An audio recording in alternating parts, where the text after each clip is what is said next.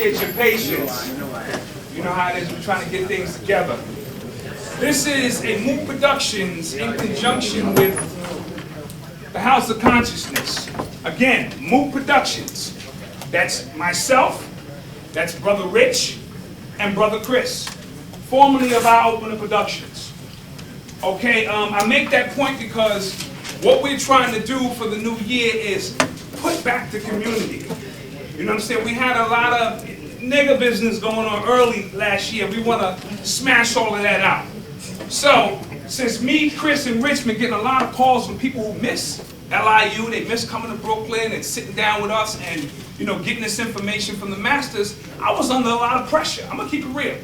I was getting so many calls that I had to come back to do what was necessary. But this is not about us. That's right. This has never been about us.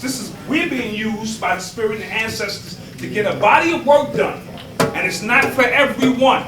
It's for those who can come out and we all play a part in this. From the lecturer to the video guy on the corner getting that information to you, to me introducing, to us getting the spot, to you being here. We all play a role in this. And we want to squash out a whole bunch of nonsense. So I thought it would be perfect, since me, Brother Rich, and Chris, we don't have the video cameras and all that stuff, you know, yet. As we're doing, we said, let's call the House of Consciousness so we can kill two birds with one stone. Bring Sonetta in to do some filming and to squash all of the nonsense. Show some unity that hasn't been shown in this community in a long time.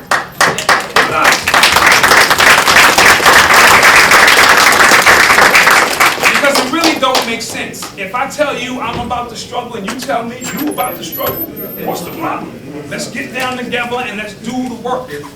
But you can't be fronting. You have to be in it to be in it. Because the spirit world, you can't front on the spirit world. If you're not in this for the people in which you say you're in it for, the universe will whip your ass. Bottom line. And I bear witness to having my ass whipped when I was fronting. So you cannot front this. This is serious business.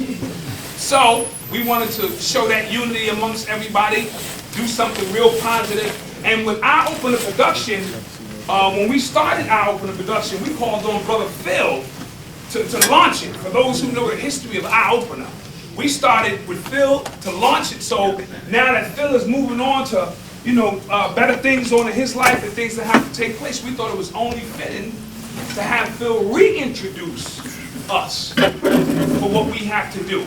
And since he did part 1 to the Book of the Earth with Sonetta, it's only right to bring Sonetta in here so we can get this work done. I'm serious about this. Always have been. Those who know me know my name ain't no nonsense. I don't care about none of the nonsense. I'm about information. And to break it down in more simpler terms, let's take it to a nigger vibration. That's right. Okay? If you my man on some nigger vibration stuff, I'll ride with you. Whether you right or wrong, it really don't matter. If Brother Rich smacks somebody in the club because we drunk, I'm gonna roll with him. We gonna whip ass and we gonna get out of there and I'm gonna tell him Rich that was wrong. But I'm still gonna ride with him because he's my man on some humanly nigger shit. On the spirit realm, if you my man and you violate a spiritual law, I gotta move out of the way. You see what I'm saying? Because then I'm gonna be subjected to what you got coming. So if we link up on a spiritual vibration and we talking about raising our energy, we are subjected to different laws now. So once the nigga stuff start permeating through it and you violate a spiritual law, I gotta do like this, whoa. Because you gotta pay a price for that, not me. So you might be my man on some nigga shit, excuse my French. But on the spirit realm, once you violate, bye-bye. I don't want nothing else to do with it whatsoever. So with that said, for those who don't know, this is not Brother Phil Valentine's last lecture, so don't start crying and all that. It's going to be his last lecture for a little while, because he's decided he's going to move on, you know, to some sunnier pastures, out in Florida, something out in the sun, or we in this rat race. But it's all good. So we wanted to come out and send him off the right way. This is why we here. You know what I'm saying? We love the brother. We love everything he does for us here. You can't really put a price on what the brother do. You can't. Because if he had, like, he wanted to teach white people, we wouldn't be able to get in. That's right, In brother. terms of what he could charge for the information that's brought. And you really can't put a price on that. But we here to show our love. We're gonna take up a donation to make sure the brother don't need nothing while he gone. We're gonna do it up as much as we can here for part 2 to this lecture, because it's the least we can do to show some love for a brother who has changed my life. I'm pretty sure he's changed your life too, in one way or another. And the magnitude of who this brother is won't be appreciated for a long time to come. All right, for a very long time to come. So with that said, no further ado, I'd like to bring up the master himself, Brother Phil Valentine. Give it up.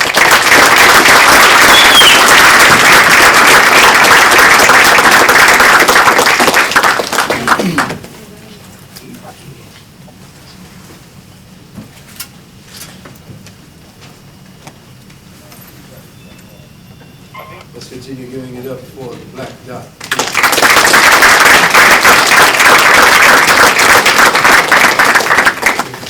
Thought I'd come out with my Sunday good news to celebrate what we've been doing together for the last, since hopefully some of you all have been alive. This is going on to my, I say 30th year, but it's about 26, 27 years of doing metaphysics, which now I can actually say to you is truly him metaphysics. And it is the teachings of the mindset of our ancient masters.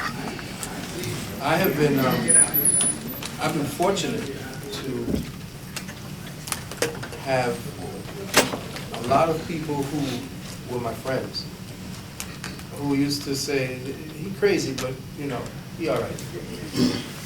And that would then give them a little more tolerance of me, because as I would speak to them, things began happening around all of us that I could predict, quote unquote. And so something changed in all of us, because we began to open up our eyes and we began to see things that a lot of people didn't see.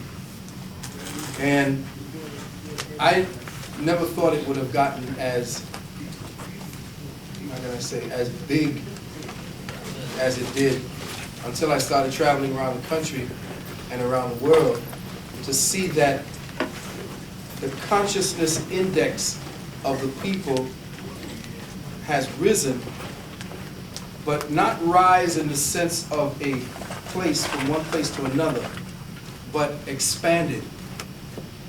And depending on where you're looking at it from, it looks like it's rising, but it's like yeast. It's actually expanding. And that's scary, because now what are we going to do collectively with all of what it is that we've become aware of? With knowledge comes a lot of frustration and a lot of depression, because you can't do things that you want to do with the knowledge that you acquire. The box constantly keeps shrinking around you the more knowledge you gain and expand in. Listen to it again. When you're in the box and you're ignorant, or you just like where you are, you're not worried, you don't even know the confines that you're in, parameters. You work within the context of the box, and the box does not become a constraint. But as your consciousness expands, the box begins to shrink. And then all of a sudden, you begin to start perspiring, sweating, being angry, don't know what's going on.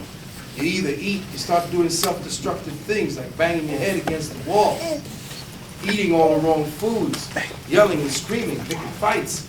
What it is that you are frustrated, and the spiritual part of yourself does not know what to do with that frustration. And they say, the masters say, that whenever there is a growth in spirituality, there is first a suffocation. All growth in spirituality begins with a form of suffocation, where you can't breathe in the present paradigm, or you can't exist, or you cannot You cannot find your sanity within the pressure of the collapse of the paradigm that you're in. So as the paradigm collapses, you start losing your breath.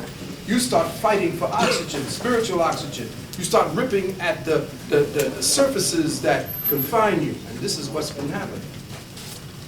My book of the earth was to start taking us to the next level of thinking. Not thought, but thinking. Notice I used it in the sense where it is an active, constant turning thing. Not something that becomes your constraint, your box, because that's what thought is. And we're going to get into that. The book of the earth is the cosmic codex. The cosmic codex is written and pre-written constantly. Whatever you write, you pre-write. Let me say that again. Whatever you write, you pre-write. Because everything that you do will have a consequence where it will come back around once more. It will cycle around back to its origin. So think very clearly before you begin to initiate anything having to do with your thinking process.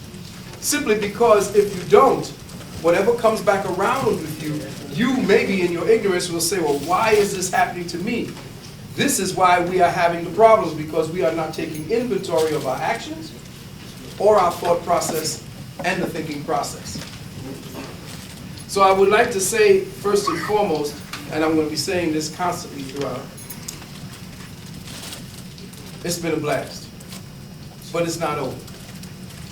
I'm not going anywhere yet. I haven't found that cave in the mountain. But I'm looking for it. The thing is that personally, each one of us being on our own journey, we do it together with ourselves.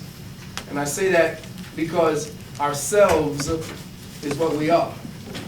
We say myself. That is just a container. But the journey is always with yourselves, plural. And each time you have a self that you recognize or bring to the surface for activity, you add a specific person, place, or circumstance to that self. That's why we meet so many people in our journey.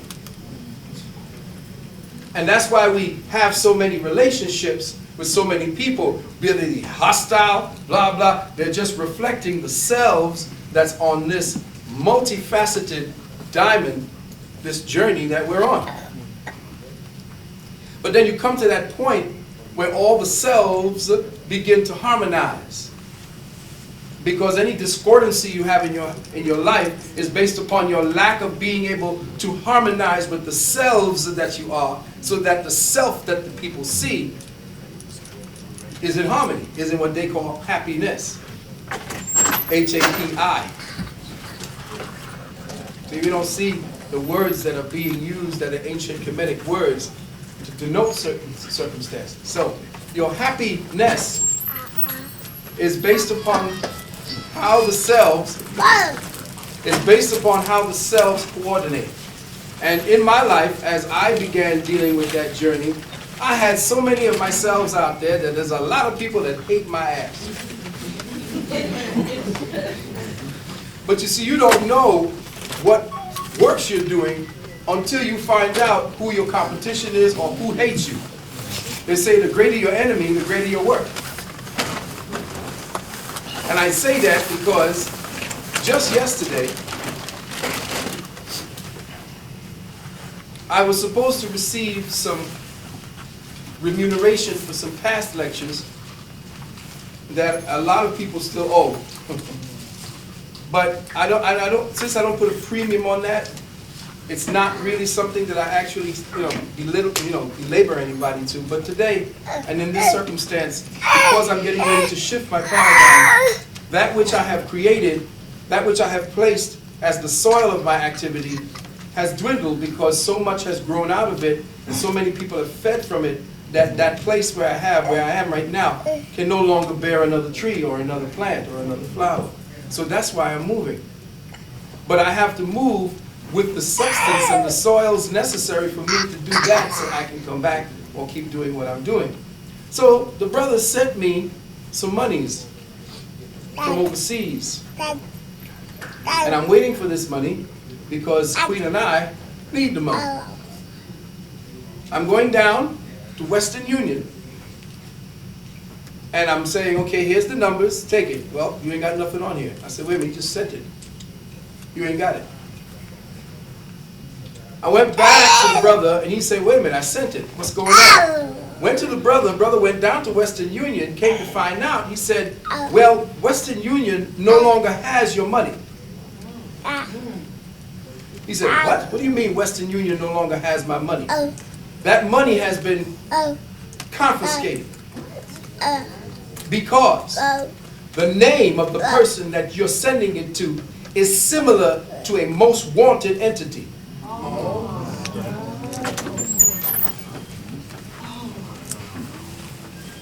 I want you to marinate in that for a minute. Now, in order for them to release the money, I had to send a picture photograph of myself to a place called Fexco, which was set up by Western Union and the government in order to deal. I'm saying that to you simply because you have to understand that the kind of work that we're doing is not the work that you can go down to the Unemployment Bureau and say to the man, okay, I put this much work in my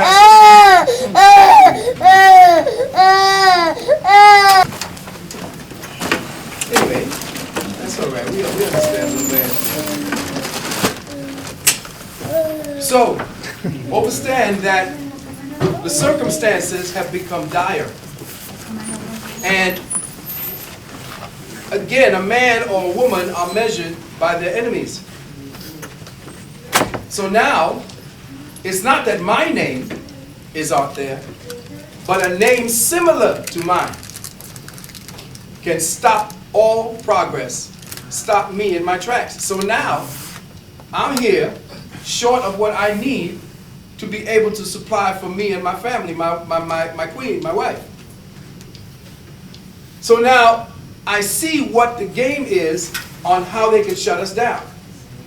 They shut us down based upon the conduits or the specific areas of activity that we participate in within the box, so that if you're anywhere associated with the box, somehow they can shut down your lifeline, which is a necessary lifeline, since what we call money is currency.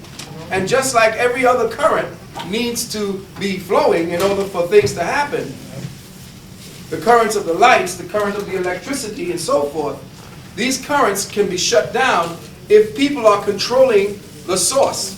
They damn the source. Just to let you understand what my situation is personally after doing all this work, because essentially I am not out there promoting this for anybody. This has to come from some place that you cannot touch. It has to come from a place where all the bullshit cannot affect it. And I'm not blowing up because, I am somebody, watch me, I'm getting ready to walk on water. Don't work like that.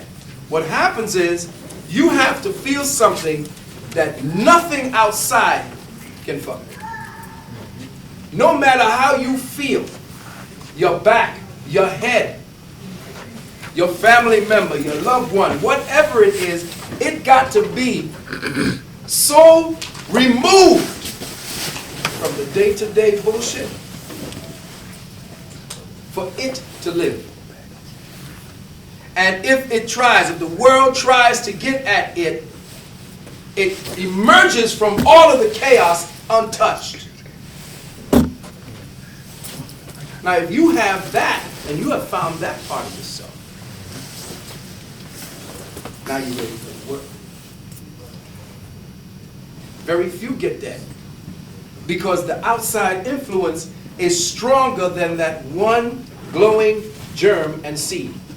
And maybe this incarnation is not what you're not ready for that particular type of nurturing. You're not ready for that trial. You're not ready for that discipline. And it's all right. It's just fine. So,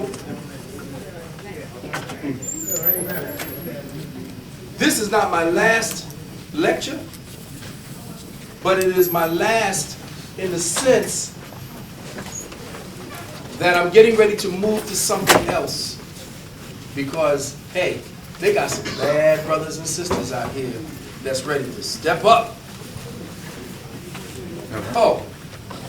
Oh man, scary brothers and sisters. Yeah, the little tigers in the bush that Marcus was talking about. So it's behooves me to just, no. Why would you want to start something and then try to stop it by saying, no, I am the one, step behind me. Did I not show you?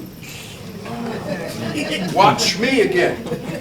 Meanwhile, you're playing yourself. You want to get all fluffy and get people to start bowing and scraping and tapping their ankhs on the floor and saying, all that's dead.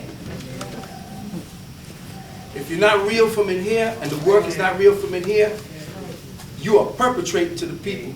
Yes, sir. Yes, sir. You're going to pay for that. That's right. And you're going to pay for it. I know that there are people that don't like me. It's all right. My stomach is clean. I don't have no problems. It's a little big because I ain't been doing shit. But you watch me after we come back. Right, baby?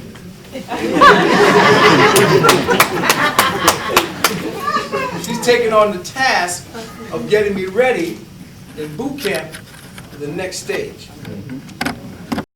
When I come back, I'm getting ready to build. That's why I'm taking that little step back. Only because I can't do it here. I can't do it here. You know?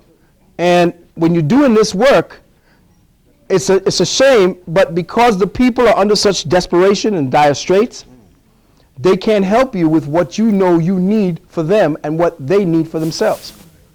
So somehow, something's got to open up, and there may have been some kind of word that came out about the plans that this particular thing that just happened is just a precursor of. Because obviously it's out there, and they know that if I'm stepping back, they know I'm not stepping off. So I'm hopeful and I'm prayerful that this is not the last, that you're going to support the brothers here that are doing the work and the sisters that are doing the work. You see, the Black Dot, I remember that brother from way back when he first started to make the tunes, that putting the hip hop together with the teachings. And I said, that's monstrous. And I went all the way to London, out there to France and Africa, and they got his tape, his CD. And then Chris, who is the reluctant master. The brother is so completely advanced in his sciences, but he's like on the down low. And that's all right. He'll teach in another way. You see what I'm saying? And Brother Rich, he's got another kind of science that is just as impeccable. His can only grow and then amplify as he begins to gain more access to the knowledge. Once he gets the access to the knowledge, watch his decoding powers begin to blossom. The more access to knowledge, the more he'll be able to decipher. And then we got Lamar. Lamar, you got a lot of work to do because your work is not in certain temples. You see, everybody has a work and a job, and that's how Kemet was broke down. You went over to see this person if you wanted to learn this person you wanted this. Your job is to go into the streets, brother, and walk it. Not just proselytize from someplace behind something. You got to get inside the crack houses. You got to get inside the places where the people are talking something else, and you take that language just like crude oil and turn it into gasoline. There's certain places that you're not supposed to be walking right now because there's certain places you're supposed to be walking and you're not. But you keep it there and you keep it square, and you're going to grow to be great. You maintain. And then I have to deal with people who don't see the science behind the entity called Sarnetta. We need somebody that's formulating the dynamite, putting in the fuse, working with the C4 of the mind. We have to know that each one of us has the calling and the ability to reach our people in their way, because we are multifaceted and multidimensional. And if we don't do that, we're in problems. We got problems because we are trying to fit a mold of what is chic and in for the moment. And we have to broaden our perspectives and know that that's an illusion, and that sometimes the skies begin to cause us to have to look at something and become more focused in that, because the influence of the stars is not supposed to be controlling you, but helping to predict for you. You're not supposed to come under the influence of stars. The reason you are coming under the influence is because the stars within you are out of trajectory, are out of proper alignment. And those stars, as we will see, are the electrons of the atoms. Once they come out of orbit, the proper orbit, you get insanity. Why? Because they're colliding, and you got all kind of madness in outer space, in inner space. So when you align the stars and the universe and the cosmos within, that can't affect you, because anybody ever heard of Mercury retrograde? Yes. What's Mercury retrograde? Oh man, it's bad, it's horrible. Oh man, it's all good. Whatever can go wrong will go wrong. Murphy's Law, everything. But the higher masters use that energy differently. Mercury retrograde is not bad for the ascended masters. Mercury retrograde simply is the purging time for all the shit that cannot be seen. If you've been driving one way for a long time and you've been just cutting in and out, you got this, what do you call it? Mercury retrograde, you crash. What is it supposed to do? Teach you that the actions and whatever it is that's in your life that's been out of kilter normalizes itself. So all the accidents during Mercury retrograde is not bad. It's simply your realignment time. It's supposed to make you think a little bit before you act. So you reverse the polarity. Mercury retrograde ain't bad. All the retrogrades ain't bad. It's supposed to give the aspect that the planet is actually helping to manipulate or to influence. The aspect within you is now supposed to correct itself based upon the correction of the planet that is influencing you. So when Mercury goes into retrograde, Jupiter, Mars, Saturn starts going on. When that happens, each one of the planets that has an influence within a part of your body and in your psyche is doing these things in order to cause you to become more aware of them and its relationship to you. So get it together. Now what I want to do is to move forward from a place that we had left a while back. How many of you had a chance to look at, study, or go over Book of the Earth Part 1? 1, 2, 3, 4, 5. That's about it. See? You see what I'm saying? So I want to ask those who didn't see that, and I'm not being facetious, why y'all here? For Book of the Earth too. Ah, we're going to find out. Well, I don't know. Maybe you got some interesting shit to say today. And we'll listen to it, and it's cool. And maybe we'll agree with you, and maybe we won't. Some come here to critique, some come here to spy. But that's all right. We'll help to teach you too. This is a series, the Cosmic Codex, Book of the Earth, for those who don't understand what this is about. The Cosmic Codex is not the history, but the mystery behind creation. It's the history mystery. The mystery history. It is why everything is.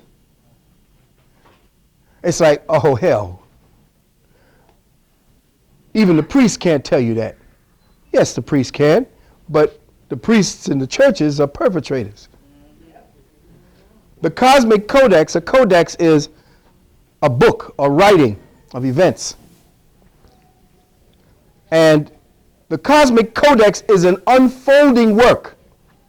Please come in and sit down for those, because it's going to get very interesting today. The Cosmic Codex is about the history of what is. The Book of the Earth simply means all that has been created. It is not the book of this earth.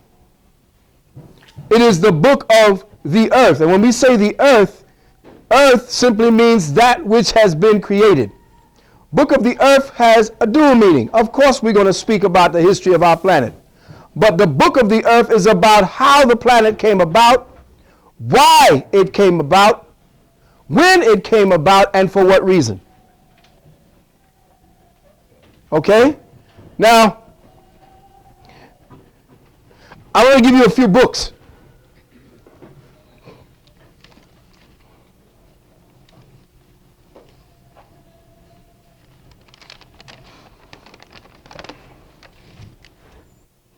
Some of you may have it, some of you may not.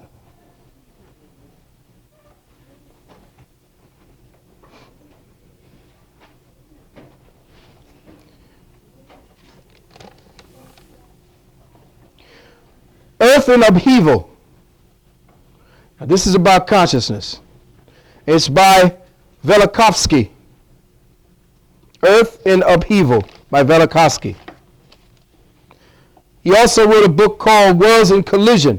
Now, the reason why I'm giving you these books is not to you to start finding any great pearls of wisdom there for that purpose. I didn't finish with that other thing. The books themselves are simply just segues to yourself. Do not read in order to get an authority to tell you what to think next. The problem is when an author writes, he begins to shift everybody's consciousness one way without them getting the chance to investigate what he says, to deal with the deeper variables of what it is he meant to say. Some people grab onto something and run with it and create a fad, which is essentially to distract you. Because learning is like a meal. If learning ain't for eating and then shitting out, then you are becoming constipated on the information, and then you are going to join a cult.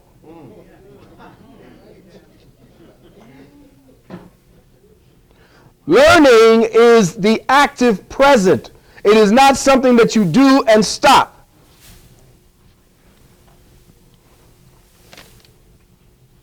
Another book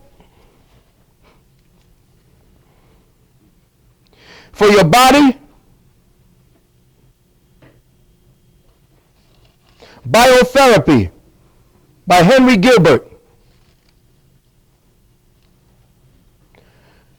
An Outline of Modern Occultism by Cyril Scott. The Secret of Regeneration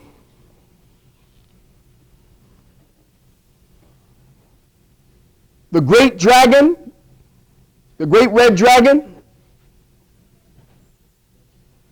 by Hilton Hotima, both books. Any books by Hotima to start off with. That just ends all the bullshit.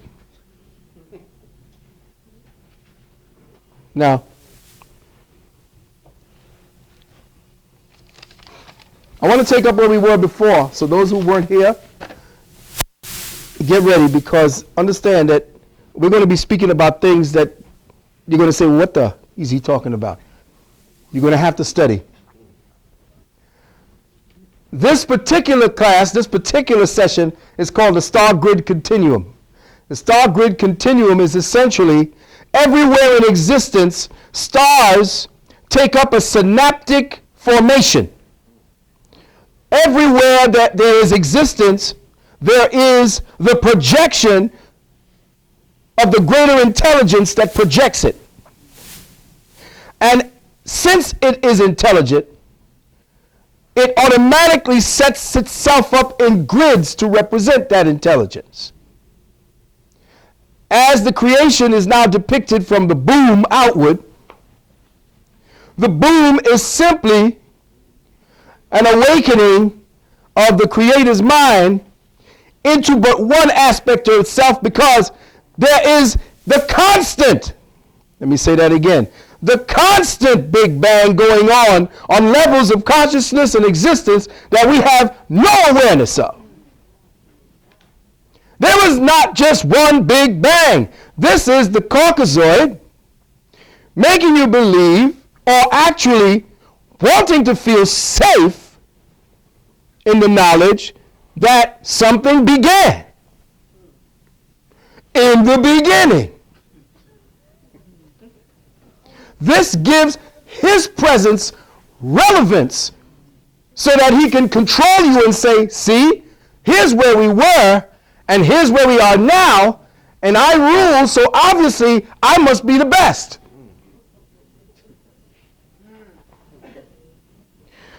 Understand that constantly there are big bangs and little bangs. Just like happening in your body every day. Every time you draw breath, there's a big bang. Because the breath is what recycles the life within you. And each time you breathe, there is a combustion going on. Where there is little bangs, big bangs, medium bangs. And this is how life happens. We just happen to be in a proximity to that big bang that keeps us constrained to what we call time. And time got us believing that the Big Bang happened and we're here now, 4, 5, 10 billion years from then. No. That is the mind of someone caught up in believing that somehow this is going to end. And it does not. We're going to get out of comfort zones today. Too many comfortable people putting down comfortable information to make niggas comfortable.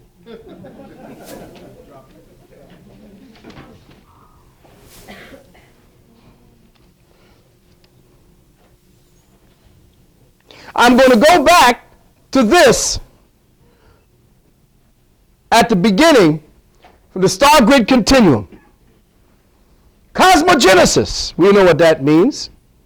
The beginning of the cosmos when life, because the gene and Isis, the gene Isis. The axis of consciousness, see, this is where the deep part comes. With every Big Bang, an axis is created for that particular consciousness time zone, for that particular hologram of awareness. An axis is created because that's the focal point of the potential for the creation of intelligence, intelligent matter. So the axis of consciousness becomes the point that goes forward. Now you've seen that image of the dot and the circle, and they show you the dot with a line to the circumference, check? That is the axis created by the Big Bang. That's the central point of reference, where the creator implodes upon itself and then explodes after it reaches a critical mass of awareness of itself. That then creates the point of reference for all potential levels of awareness to begin to be created within that cell of awareness. The axis of consciousness now becomes the point of reference around which all of the developing energies within that sphere of influence will be developed. The axis of intelligence, the axis of consciousness becomes after what you see, as time begin to develop, the synchronization of galactic intelligence. And this is what's happening to us right now. A synchronization, like I said. When we're dealing with Mercury retrograde is not something that's bad. It is a synchronization process. If you're out of sync, yeah. If you keep tripping over your feet because you don't tie your shoelace, yeah. But the synchronization process of galactic intelligence is where we're headed. And as a result of that synchronization, we end up having the retuning of the harmonic identity of man. And they say, well, damn, boy, you be putting down all these damn names and shit. I have tapes out there that I don't even know the names of because people say, do you have this tape? That's because everybody changes it because they can't put it on the cover. I say, put it on the cover. Retuning the harmonic identity of man. What is it that we need? We need to be put back into synchronicity with the original sound, tone of the gene, which was the consciousness continuum's reference to itself. We need to harmonically identify ourselves with the outer cosmos so that we may now understand why we were created, and in that knowledge become harmonically attuned with what the hell we're supposed to be doing as human entities. The problem what we have today is that the harmony is gone. We don't hear the temps no more. Back in the days when we sang harmony on the street corner, we were beginning to come back into tune with the harmonic identity. We need that harmony. And we need to find it. But each time we try to find it, like the brothers in hip hop tried to find it, somebody comes in and hits a chord or note that completely destabilizes it. And then we get rap. So I'm going to pick up from this point. I'm going to bring us to this point from the end of the first program of Cosmic Codex by saying, how does the first inner pulse of intent, what scientists later call the Big Bang, manifest outside of its confinement, and how does it materialize outside of its dimensionless location to square itself through the oblong box of matter? Now, everybody who saw the last one knew that the oblong box, which is like a coffin used in masonry, is the vagina. Get the tape.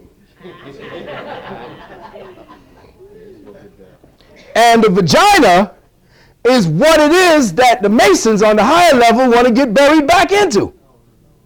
Well, you know that. Every man wants to be buried every now and then.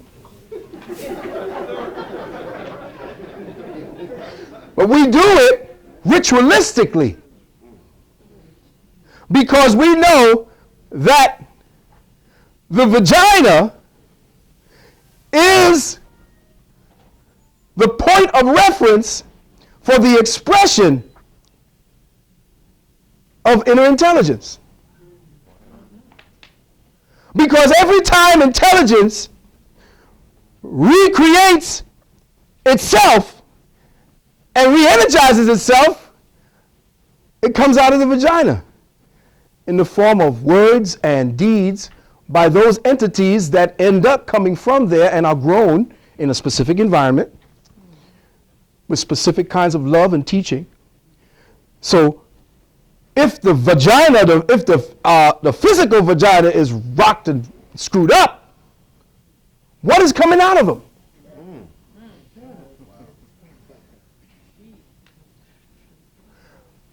Now, I tell you, people was pissed off with me when I started talking about the wounded womb.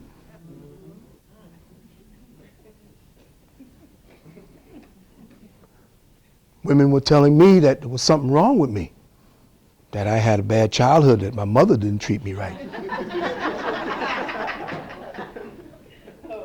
That the information I was talking about is a chauvinist and a misogynist and all these names, that I hated women and stay away from him.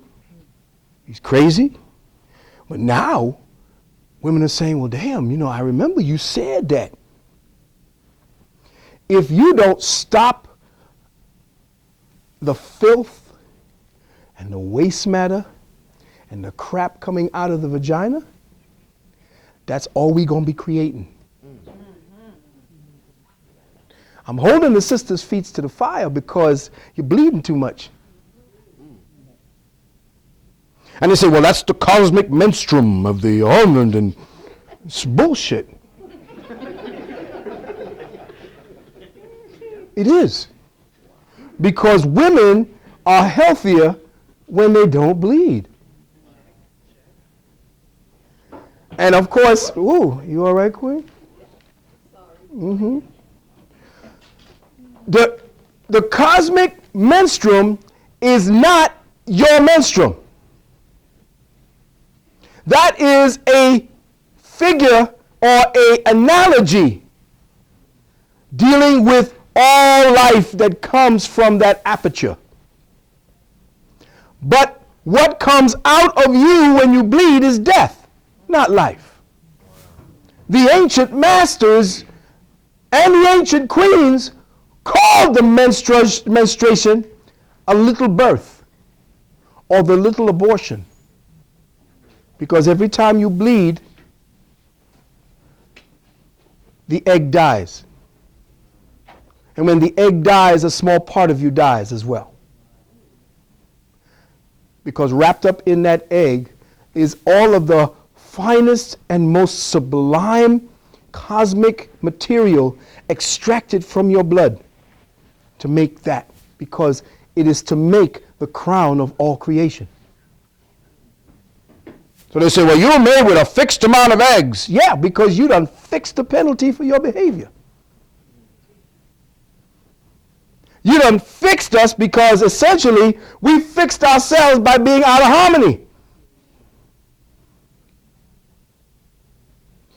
We die each time we bleed. You die each time we bleed.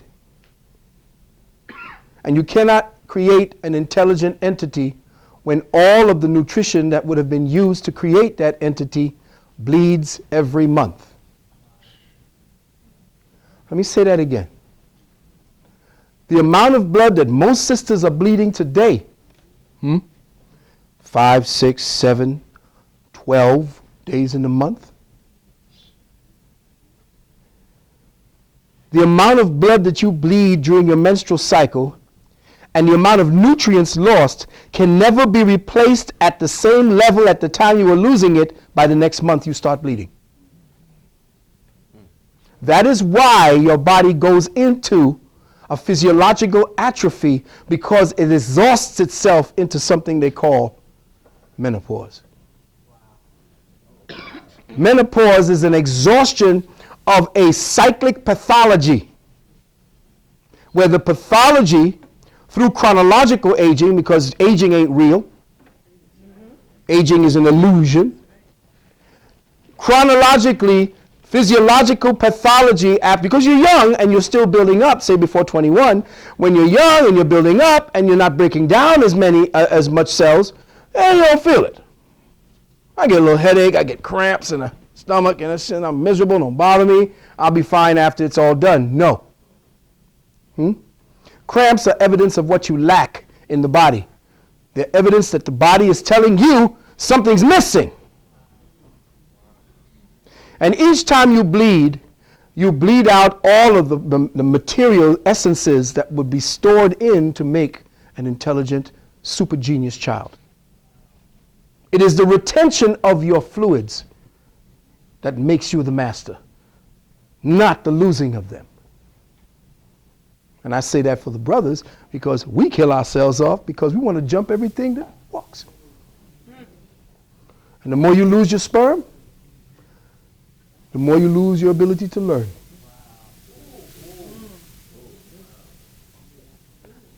And you know you heard me say you can't think out of both heads at the same time. When one head is up, the other head is down.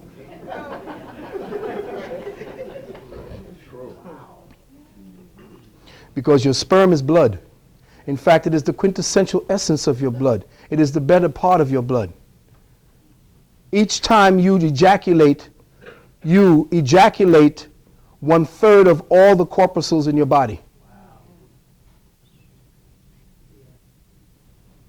Now I'm saying that in reference so that you could physiologically come to tune into grips with the consequences of what we're about to learn.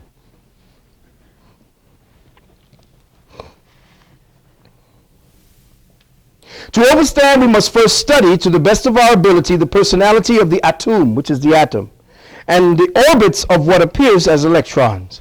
Electrons are evidence of the circumference or the circumcentric will and personality of the omniscient creator. Circumcentric will, that's what electrons are. They are the circumcentric will of the creator. It is within the electrons, it is within the dynamic of what we call the atom that the intelligence has been quantified. The all-encompassing intelligence that has no boundaries, whose point is everywhere and whose circumference is nowhere.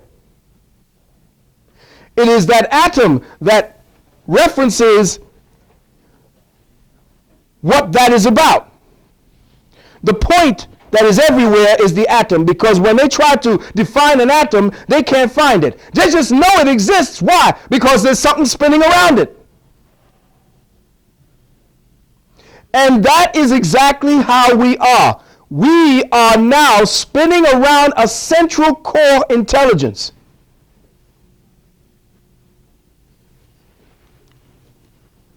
The atom and its orbiting electrons represent in miniature the very same laws that govern the movements of planets, solar systems, and the galaxies throughout creation.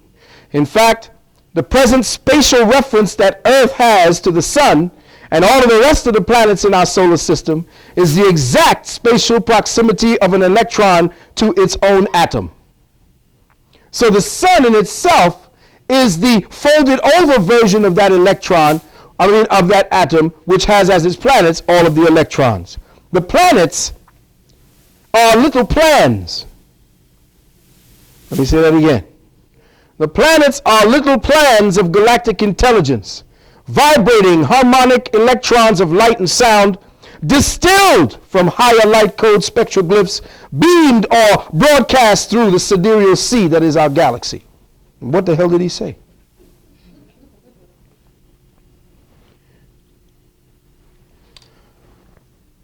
Every planet that takes up position around the sun has been distilled to that point. Because the necessary program within every sun in the galaxy, the necessary program within every sun that is in existence, always calls as its reference the circumference of that thing, or those planets, or those electrons that dictate to its will. The will of the sun has centralized these planets around itself to put into motion an active representation of its own encoded intelligence. And that encoded intelligence is what each one of us, as byproducts of that sun's beams, as byproducts of what those stars are in direct relationship to us, the star grid continuum is what feeds us. We are all extraterrestrials because not one of the minerals that we breathe in every day come from this planet. We breathe in minerals that are filtered in through the outer coverings of the earth. They are titrated, and as we breathe, we make minerals in our breath. We don't take them from out the ground. That's why when you are mineral deficient, it's because you ain't breathing correct. When you're mineral deficient, you are in polluted environments so that the materials that you're breathing in are circumventing the abilities of those minerals from getting into your bloodstream and synthesizing through the breath.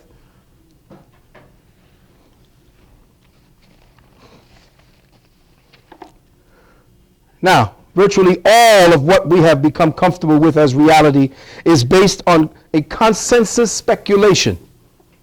In other words, speculation is what? A contemplation of a profound nature, a conclusion, an opinion or theory. So we live in a speculation of reality.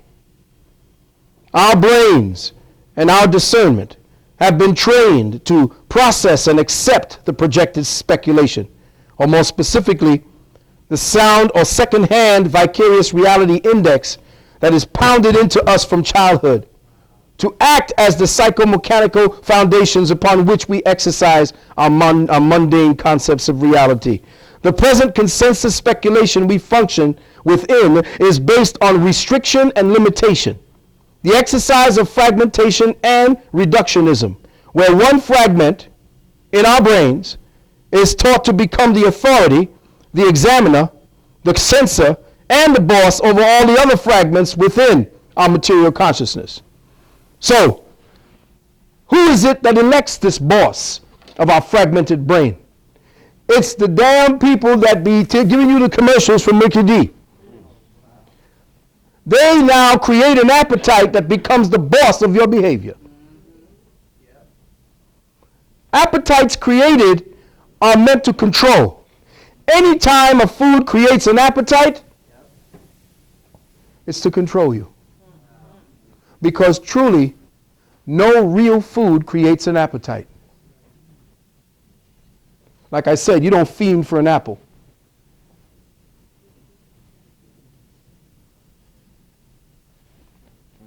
You don't fiend for an orange.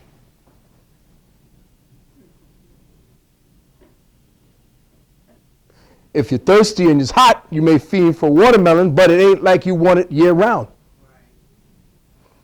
The reason why is anytime somebody becomes boss of one of the fragments in your mind, that fragment that they control controls all other fragments.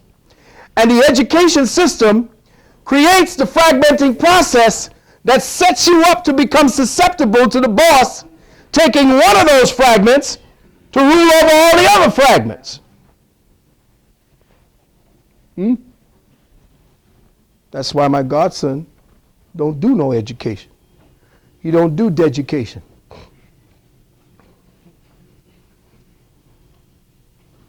Can't do deducation. Because they create appetites in that manner.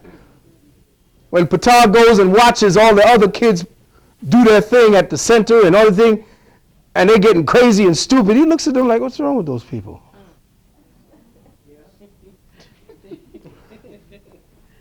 And the leaders of tomorrow are going to be those strange people that be looking at the rest of the people like they're out their minds. Star children.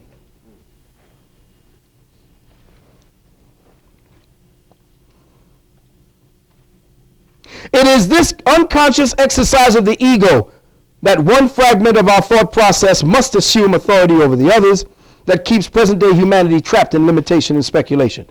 Our mass hypnotic entrainment by the projected speculation of the parasitic elite is anchored into our psyches by the narcotic effects of religion, politics, entertainment, education, and sports, all designed to distract and fragment the operation of thought, and more specifically, the creative dynamics of imagination. What if there were no books or teachers or religion or gurus, priests, governments or nations? What would you do? What if there were no TVs, radios, alcohol, cocaine, tranquilizers, Viagra, marijuana? What would you do? Better yet, what do you think would happen if in the next week all of the above were to disappear? What emotion-based energy do you think is immediately created by a sudden disconnection from all of the psychosocial staples named above? What would happen if all this shit went away tomorrow? What would be left?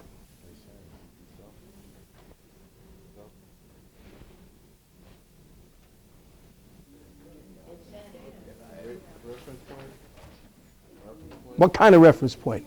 Going back to the self, the true self. No, we want to know what's immediately left.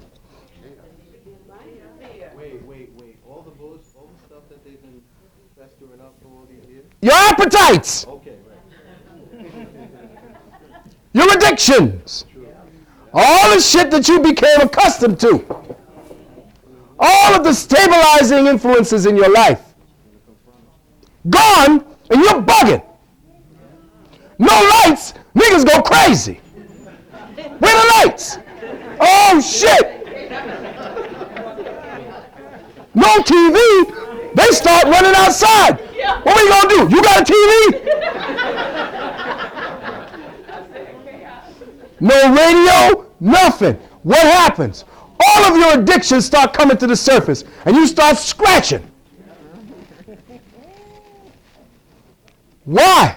Because they have trained one fragment to get all the other fragments addicted by degrees to one form of distraction or another.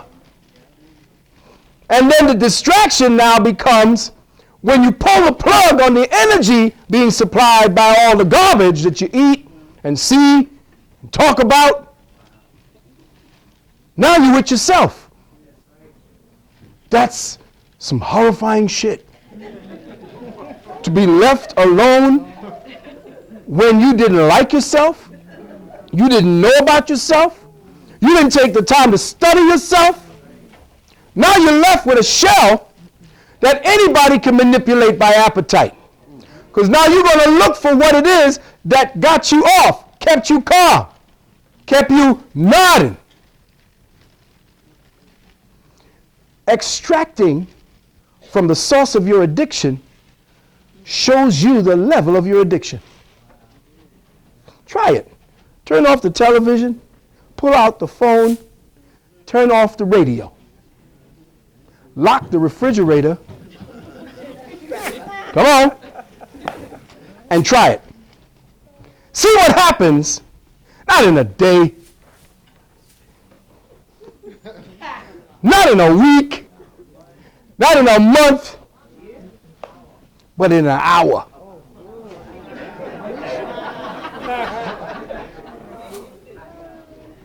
Watch what happens in an hour. This is why we put together these programs. This is detox. Let me say that again. I guess all the addicted people didn't hear that. And they're saying, oh shit, I'm being detoxed? Oh hell no. Hell no.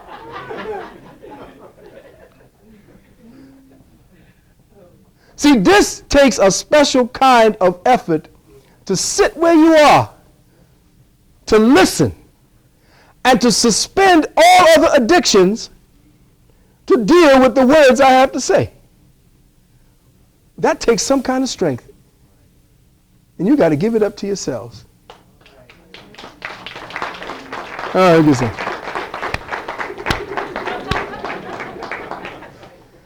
See? I'm fighting with y'all now. I'm trying to get through. The addiction is strong.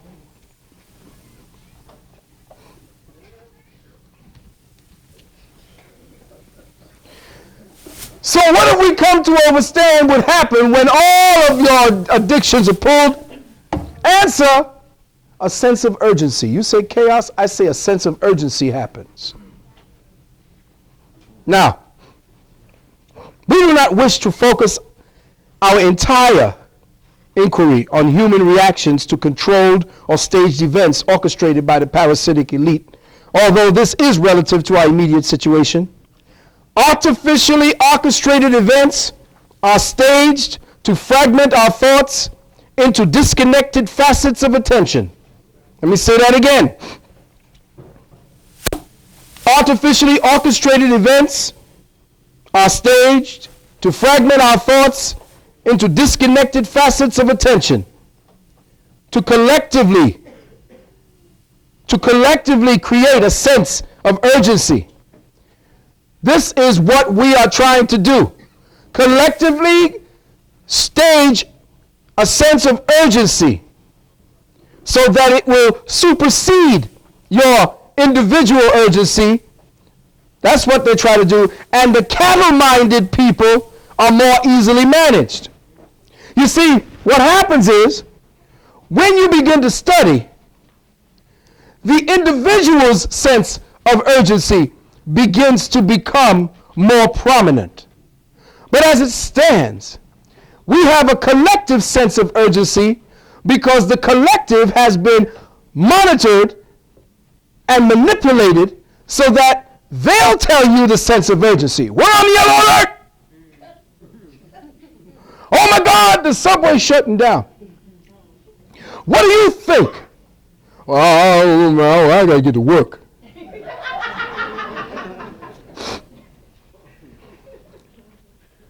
When the individual sense of urgency, and I'm only saying these things now because I'm building up to where we're getting ready to go. The individual's sense of urgency must be piqued because you must now disengage from the collective sense of urgency. And when you individually create a sense of urgency within yourself by pulling the plug on all of the other addicting forces, suddenly there is a 100th monkey syndrome being set up. Because as each one of us pulls out of the matrix, as it's called, a sense of individual urgency starts to happen. Because the source, the artificial source, is what the body has been operating on, and the body created a morbid sense of attachment and cannot do without its poison. In fact, if you tried to introduce anything good, you'd probably kill the person. That's why a heroin addict needs heroin to stay straight. Because the body has converted. Its somatic body has converted in order to become more one with the poison. And now feeds on the poison rather than on the food. And if you try to introduce good food, you could probably kill him. Same thing with what we're doing here today. This is detox. And as detox is happening over a period and has to be done very gradually, that's what I'm doing.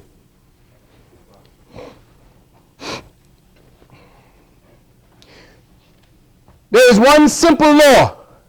The mass mind does not move as the individual mind moves.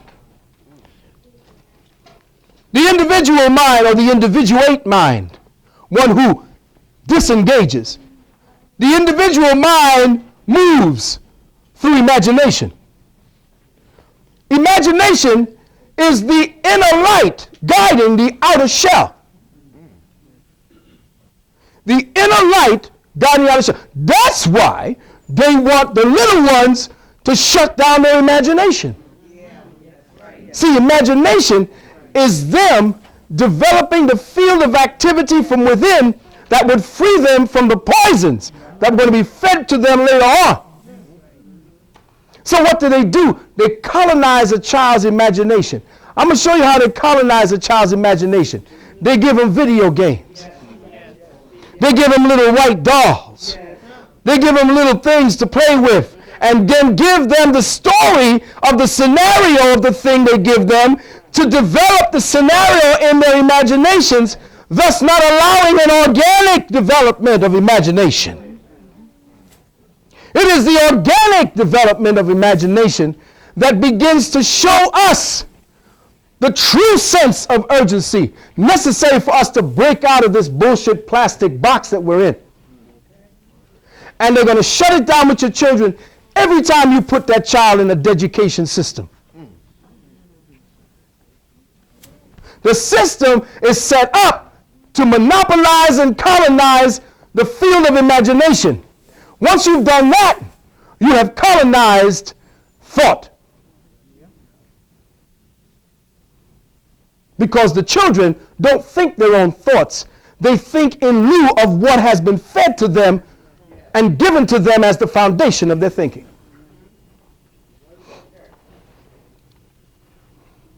So the mass mind does not move on imagination.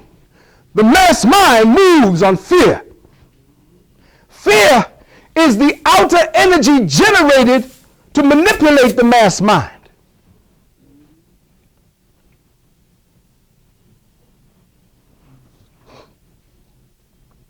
You see, you can get somebody. I don't know if you saw that movie, A Bronx Tale. What did he say? Would you rather be loved or feared? He said feared. Because through fear, I can move a man to do things that he would not need to contemplate on.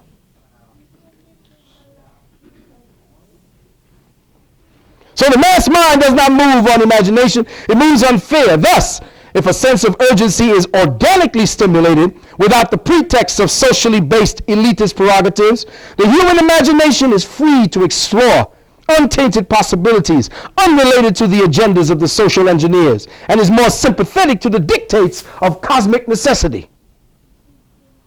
And the problem is we are not in tune or harmonized with cosmic necessity because they've created artificial necessities in your psyche. I gotta go to work. I gotta eat. I gotta have this. I gotta have that. This is to die for. Who put that into the social lexicon? Listen to the way we communicate with one another, and you will see the elitist prerogatives being filtered through the social lexicon in order to maintain the conditioning process of the imagination, to keep you motivated and moving through fear. So, what is it that impedes the divine organic operation of creative imagination? It appears that thought is the instrument we must closely examine if we are to arrive at a suitable answer. In the past, we have touched upon the workings of thought to find that in the end, thought is mechanic. It is mechanistic. Thought is mechanistic. Just as with the circuits of a functioning computer. Thought is a mechanical processor. Thought is a mechanical transducer. Thought is a mechanical interpreter. Thought is a mechanical amplifier and mechanical regulator of material-based consciousness. All of your experiences are mechanically coded by thought. Therefore, thought can never deal with the future. Let me say that again. Thoughts can never deal with the future. Anytime you want to know what's happening in the future, you got to stop thinking. Anytime you want to access what's outside the box, you got to stop your thinking process because the box is your thinking process. When you stop thinking, the box dissolves. Because thinking is mechanistic. It's mechanical. It is nothing more than the experiences you've had. You can reference them. Don't step off against the red light in front of a Mack truck and stand there. It's going 60 miles an hour. Something will happen to you. I learned that. But do I need to keep that at the front burner? No. That's why you have to truly do an investigation of what is on the front burner of your thinking process. Because that's where they put it. That's where they put your urgency. That's where they place your fears. Right in your face.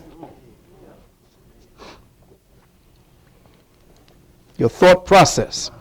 Therefore, we can say that thought is a mechanical state of mind. Let me say that again. Anytime you go to reference your thought, you're in a mechanical state of mind. Because all you're doing is going into an inventory and an old biological computer of old facts. Thought is repetitive. It functions in loops. Thought is conforming. It does not divest from its appointed tract. Thought is conforming. It does not divest from its appointed tract. In fact, you can have an argument with yourself. Yes. Women know what I mean.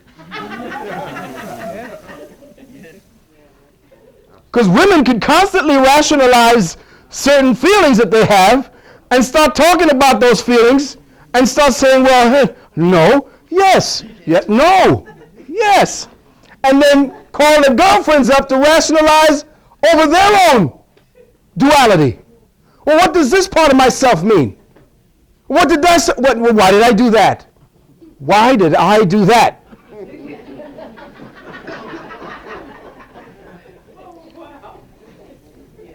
It is conforming. Thought constricts. It does not teach you to expand. Thought locks you down. Thought is always comparing. It is judgmental, can only define itself in relationship to something else. Thought is judgment. It's judgment on one level or another. When you think, you judge. Whenever thoughts are used as a point of reference for you to deal with your problems, you are dealing with one judgment, trying to find out if the other judgment is cool. Judge, judge, judge. Thought sets itself up always to try to survive. Because if you want to stop something, like an addiction, thought jumps up and says, whoa, whoa, what you doing? What you doing? Hold up. You liked doing that, don't you remember? Sometimes, you know, when shit gets wrong, you used to do this and then, shit, we were pals. How could you want to get rid of me? But then the addiction comes in because the thought is connected directly to a nerve that you created based upon the repetition of that thinking process. Remember, if you have a thought in your mind over something that happened to you a long time ago and you keep reinforcing it, you have created a nerve ganglia to reinforce that thought process. And now you become the thought so deep that if you try to pull away from it, say, whoa, whoa, whoa, whoa, what you doing? What you doing? Hold it. Wait a minute. Oh, no, you don't do this to me. I'm going to make your stomach gripe. You're going to feel, boy, you're going to feel me. You try to get rid of me.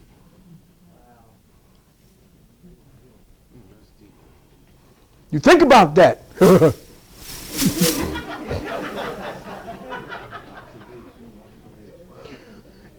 And lastly, thought is fragmentary. It fragments the world through words, and words become the wardens of our restricted perceptions. Come on. Words become the wardens of your restricted perception. You will explain all kind of shit to verify and validate your existence. And why you do that?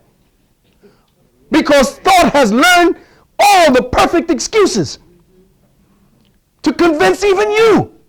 But you see, the part that is doing all of the listening is not the person or the entity that is removed from the appetite.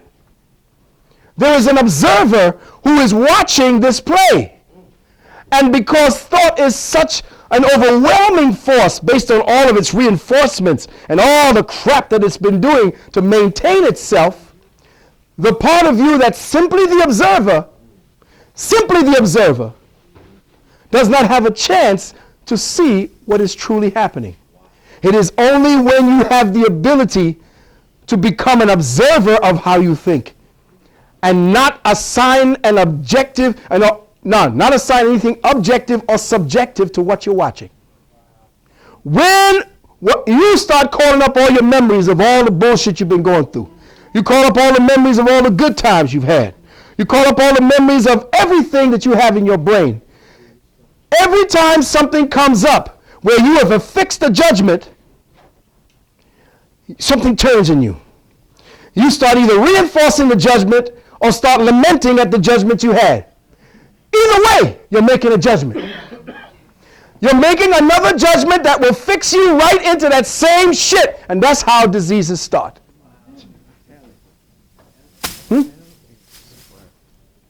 You keep judging the previous judgment to see whether or not the judge in the previous sentence was correct. Then you modify the sentence. And then you legitimize it. So now, you judge yourself back into a box, and the observer who's watching this is not being given a chance to decipher what's being said and what's being told. But when you stop thinking and you observe all of your thoughts without getting involved in them, now the observer becomes more and more present. And the observer now sees, wait a minute, oh, that's interesting. Oh, okay. Oh, yes. And the less judgments you affix to what you're looking at, that thought, that energy, that addiction begins to disappear. Which brings us to the final, before we get to the real meat. Is there thought if no words exist?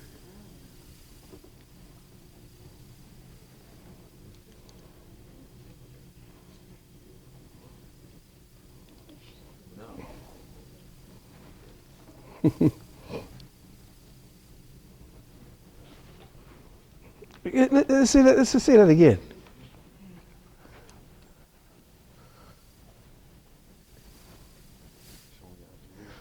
Is there thought if no words exist?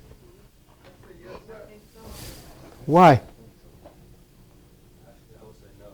I'm going to say something. I think so because we do have past life experiences, and some of us have been recreated before, and then we take back some chemics, and then that thought comes to surface. That's what I feel. Okay, that's one thought.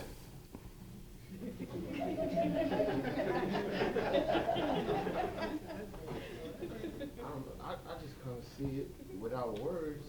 It's just observation. Wait a minute! Hold it! Hold it! See what I told you? Without words, as brother said, he said it, he picked up on it. There is only observation. How many times have I showed you how words interfere with observation? What was the example I've used? Like the bird or something like that. Uh-huh. It's not, it's not necessarily a bird. It's not a bird. Wow. Here we have, I said, remember I showed you, I said, there's something up, you look up and you're being attracted by something, and there's something doing this. And what's the first thing come to your mind? Bird. Box. What you've done is interfered with the experience. You labeled the experience because the box told you to. You don't know that's a goddamn bird. Who the hell told you it was a bird? Wow. And like I said before, who told you that the white man could name the insides of your body after himself? The box. There are no birds. There are no rhinoceroses. There are no elephants. Man simply labels it because the box dictates to that.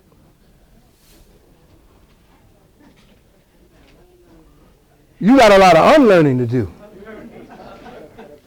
The problem with what we do is we are not learning. We are being indoctrinated. It's in the indoctrination or the doctoring of your consciousness that you come about with a way of conformity. Thought is conformity. Affect the thought process and they get us to lockstep. Is that why praying is more allocated than meditation? Come out of that particular paradigm and you become wanted. One flew over the cuckoo's nest. They live. Overstand. that every time you label your experience, your thought becomes entrenched, and because you are a microcosmic creator, you will create in accordance with the condition that you've accepted. Every judgment is an acceptance.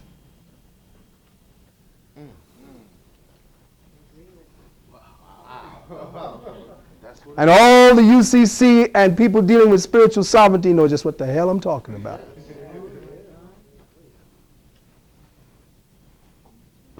That's why we have to be deprogrammed and reconditioned all over. Oh, we're not going to condition. What we're going to do is wait for your imagination. See, we don't give the chance to the cosmic intelligence and the cosmic imagination to give us and feed us anymore. We don't open ourselves to it. Why? Because essentially we've been put into a lockdown situation. And that lockdown situation sets up the paradigm for our behavior, for our thinking, for the box. So once again, brothers and sisters, I ask your kind indulgence during this section because the depth of the material we are about to explore will demand a special kind of focus and attention. The subject matter is very intricate and at times complicated. It deals with the highest level of knowledge of the ancient arcane sciences, the principle of molecular atomic alchemy, and its direct relationship to biospiritual evolution and ascension. The ancient master teachers left us many clues as to what to expect in the coming times, how to recognize the effects on the earth and upon all life forms thereupon. They showed us that the realms of perception in which we presently exist are nothing more than agreements that we choose to participate in, that the earth is a living conscious being, and that human consciousness is subtly but intricately linked to it, that what we define and perceive as life and man are merely projections. Let me say that again.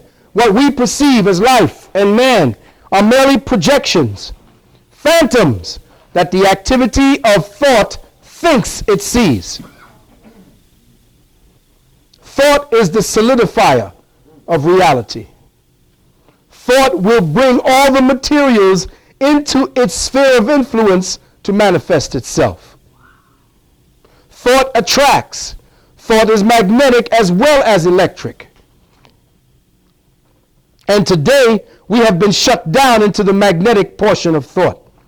We are only trained to receive. And what we give out is simply a reflection. We have all been turned into moons instead of suns. We simply reflect an artificial light that has been given to us to guide our way. That whenever we attempt to truly define these phantoms, both life and man fade into the invisible realms of being. That what we presently experience as our bodies, our molecular atomic frame of reference, what we perceive to be the activity of life around us, are actually organized consolidations or units constructed of vibratory waves. That these waves do not radiate at random. They radiate in a fixed and ordinary pattern, and through their courses produce conditions and results in direct accordance with supreme immutable law. They taught that the divine mystery, that is man, is in fact a visible residual effect of these vibratory wavelengths of cosmic consciousness emanating from the invisible realms of cause. That this effect, however, no matter how solid or real to our senses, have no existence except in the brain as a state of consciousness. It is the brain that fixes the projected effect and gives that projection a sense of permanence. This is so because the brain is a quantum photonic electromagnetic transducer unit. And as an instrument of consciousness today, it is trapped within its own self-created, self-perpetuated concepts of space and time. Now, the architect of the brain's own imprisonment is thought, brothers and sisters, because thought, as a mental activity, is the experience of time as it was. The brain is trapped by its thoughts and thus trapped in the was. Let me say that again. The brain is a quantum photonic electromagnetic transducer unit. And as an instrument of consciousness, it is trapped in its own self-created reality. The brain is trapped by its thoughts because the thoughts represent the bricks, the mortar, and the substance that traps all of us and our thinking in the words. And this is the dilemma that we all face as a spiritually ascending species. And I'm saying this because as I leave here in New York, I know that New York is still the Mecca, the capital, the Heliopolis of consciousness, black metaphysical, chemetaphysical consciousness in the whole of the United States today. Having traveled, I know this. They refer back to us and our thinking and what we feel. So do not think that what you do here from this point, you do lightly, because you affect a great amount of people by what you think and what you say, and most specifically by what you do. We are a spiritually ascending species because a brain trapped by its thoughts is a regulated mind, or better yet, a religious or addicted mind, one that finds it most difficult to relinquish the parameters it has constructed around its own zones of comfort. It becomes addicted to superficial pursuits and develops a thirst for immediate sensory gratification. This is how you've been conditioned, for immediate sensory gratification. If you don't like what you feel or hear, I'll be going to the next distraction. That's why I applaud the minds that you tell the body sit still for the amount of time that I have to talk and crazy shit that I say.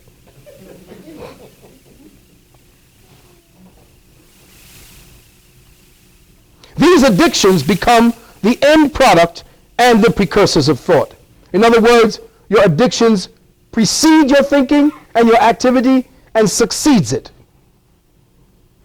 In this state, the brain cannot analyze itself as the projector and analyzer of infinite intelligence because its only reference to itself is through the chemistries it created and coded while forming its addiction, which it replays continuously through templates of experience we call memory.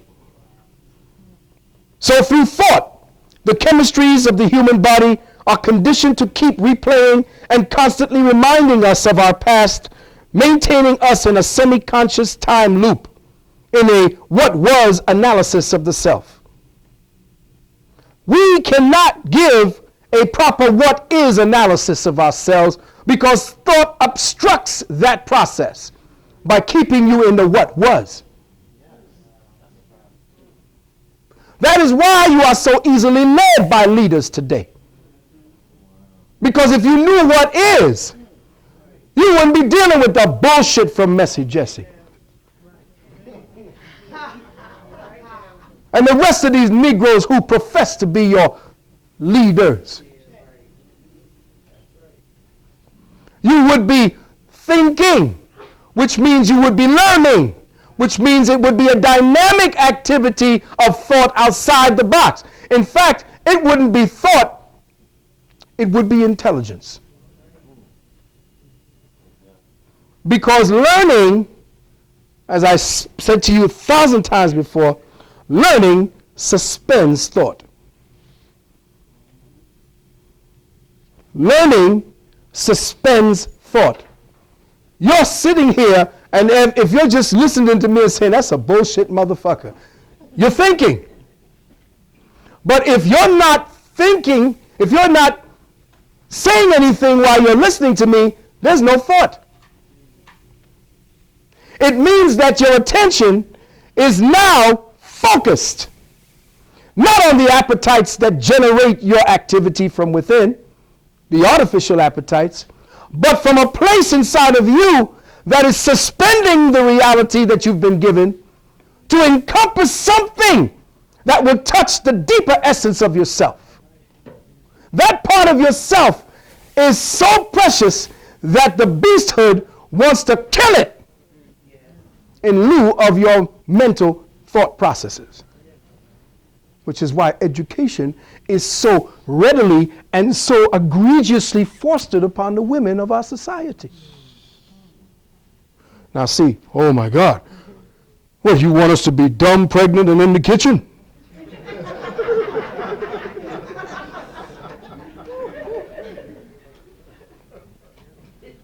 I ain't never said you was dumb, and yes, I want you pregnant, and I damn sure want you in the kitchen. Why?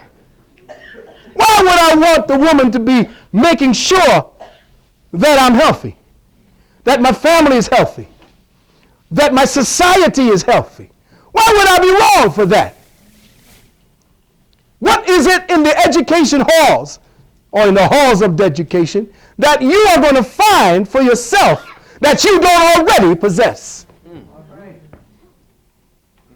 What is it that they've convinced that other part or that fragment of you that you don't have, that you are not?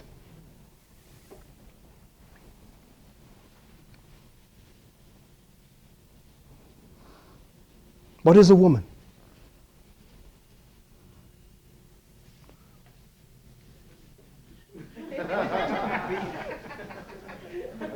Not even women can define it.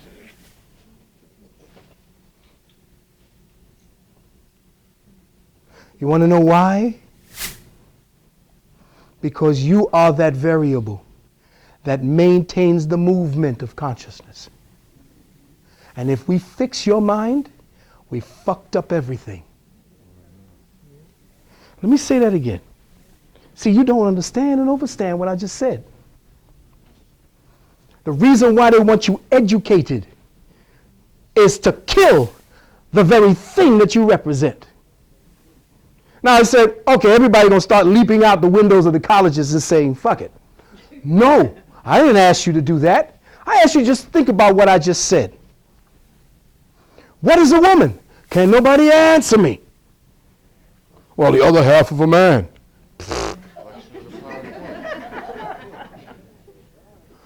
What is a woman?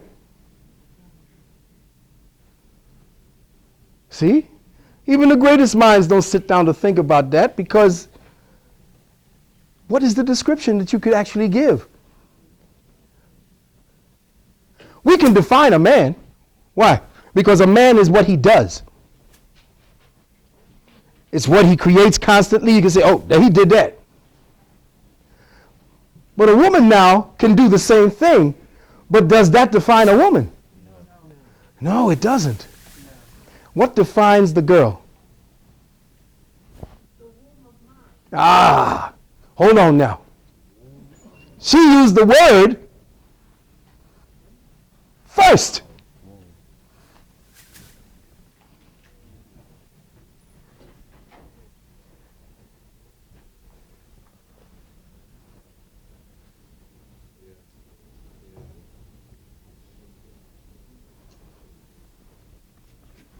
Why I say what is woman, everybody say, well, what the hell are you talking about?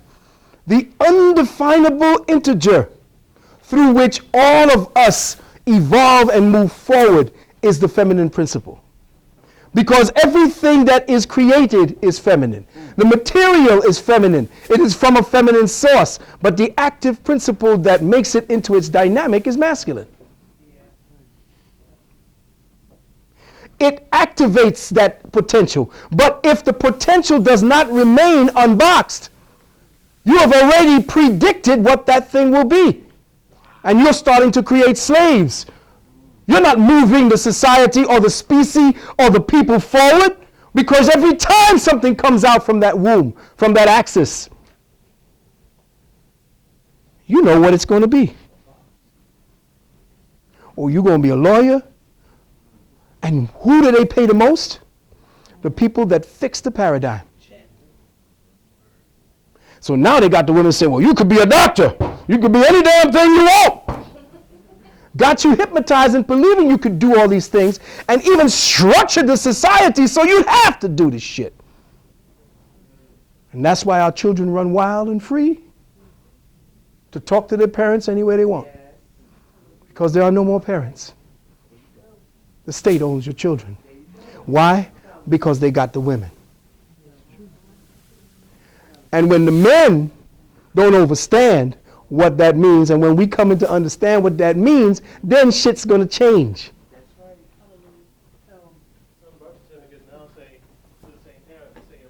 Well, informant has always been that. Parent has never been the beginning, because the mothers or fathers inform on the child as property. But I'm saying to you that the mystery is set up by the woman. The history is set up by the man. Let me say that again.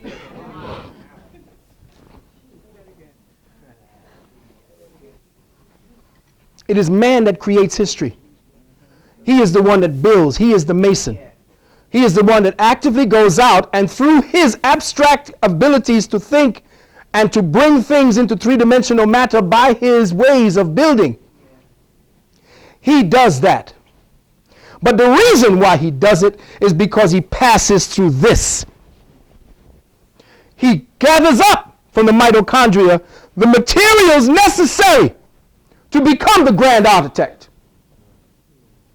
And thus, the man creates the history because he is a byproduct of the mystery. And as a byproduct of the mystery, he can't help but go out and start building. It's in his nature to go out and do that. But now, if you want to control that nature, you make sure he can't have a job, he can't take care of the very womb who he comes through. You shut down the whole fucking paradigm. So now, you as a brother are so busy studying some other motherfucker's history, you ain't got no time to study your own mystery. All right now. Whoa. And the problem is, the mystery is now in the hands of the enemy. All right now. Now she wants blonde hair. Oh my God. Now she wants it dead straight. Now she wants to look like Tyra Banks. She wants to look like Lil' Kim. That's because she is not the leader. She is led. Even though she thinks she's leading, you look at all the great presidents, they're going to put, what, condescending rice into what again? All in the office. She looks so very intelligent. She does not have power. No, she don't.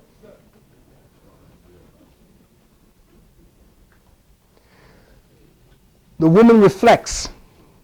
She is the intelligence at the bottom of all of what it is that is created. She is the material for the intelligence to actually be activated, but she is not the activator of the intelligence.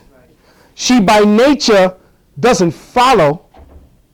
She just makes sure that our shit is correct by either cleaning up behind us or tapping us on the shoulder to say, no, this direction. See the difference? The problem is we don't look at it because, again, you are conditioned to believe that we are your enemy. That the history maker is now no longer. See, the thing is, the beauty about it, beloved Queen, is that you hold the mystery, but you don't decipher it. You speak from it. And if we, as the abstract thinkers, know exactly what to do in our wisdom, we can take your words and factor that into grounding and construction. But because there is no one guiding you as the mystery, they can now get you to believe anything about yourself, about what is really happening out there, because you're not fixed into who you are first. You know, what do you think these are? You want to know how the mentality of women are today? They're actually circumventing these things by shoving artificial things up in them to make them stand up, to make them look good. You know what, sisters? The only men that get turned on by this are men who have been denied breastfeeding.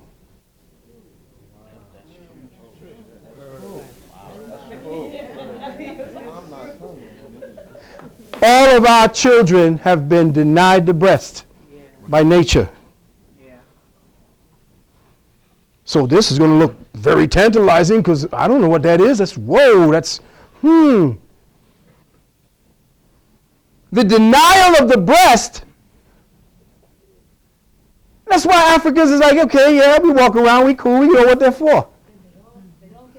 And there's no, that's what I'm saying. There is none of that. Why? Because the breast is functional. The breast essentially is to feed humanity at its infant stages, to give it or pass on to it the liquid tincture, the alchemic tincture of intelligence. When you are breastfed, you immediately link up with your cosmic intelligence. Because there is no other food source made for it. Her whole body is being made to change, to conform to the purpose of making that life intelligent and ready to live in the world. Now, I got to get back to work in a month. Here, you take care of it.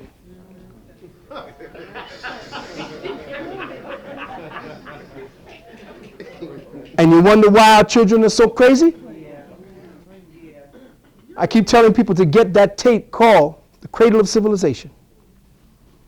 Look for it. Cradle of Civilization. The baby, it's a tape by these French researchers who went there to find out what was wrong with the children and whether vaccination would work. Went there and sat there for a while, got paid to do one research, found out that the children in Africa at the age of 6 months or 1 year were light years ahead of European children in development. That they could do complicated figures, putting squares into bars at 6 years. Toilet trained at 6 months. Toilet trained at 6 months. The Frenchman was saying, God damn, listen, change the whole format of what we came here for. We studying them. Came to find out that the baby was never, ever left untouched. Never left untouched. Don't pick him up, you're going to spoil him. The baby always, even when the baby was sleeping and mama was sleeping with the hands on the baby. The baby had access to the titties anytime. In fact, if he didn't want to eat, just want to pull it out and play with it. That's it. But see, you got to run into the office to work for Charlie. Somebody else is dealing with your baby and ain't going to give it the same love as you go to.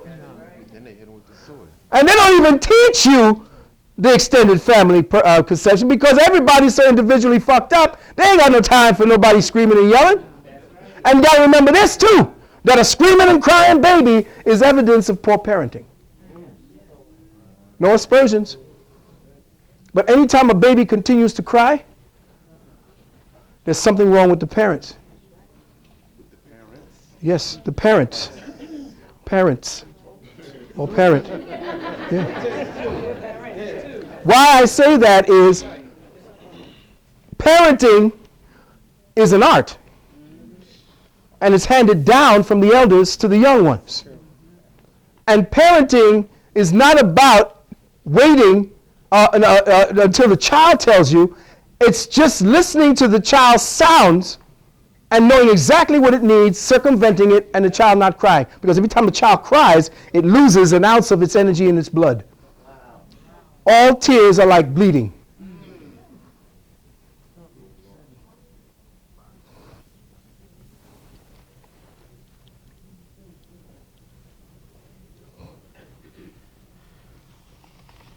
So through thought, the chemistries of the human body are conditioned to keep replaying and constantly reminding us of our past, maintaining us in the was.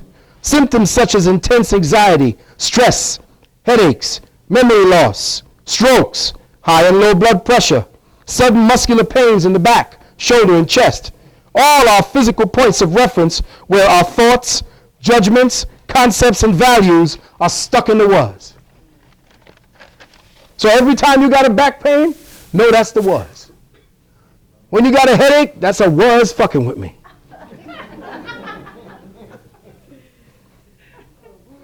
So the grand secret to overstanding our relativistic shift to synchronization with higher galactic intelligence and to discovering the true keys to cellular illumination and emancipation is to learn how to focus our attention and awareness into the still points of reference not created by thought out of the was and into the isness of being. Now, I'm going to ask Brother to kick up the first of our, so we can bring down the lights and what you showed us in the words.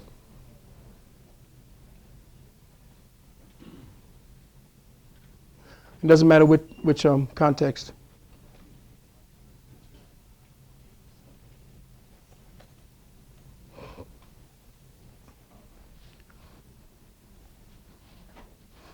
Dark matter, black matter,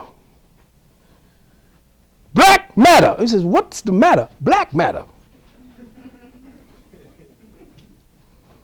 What's the matter?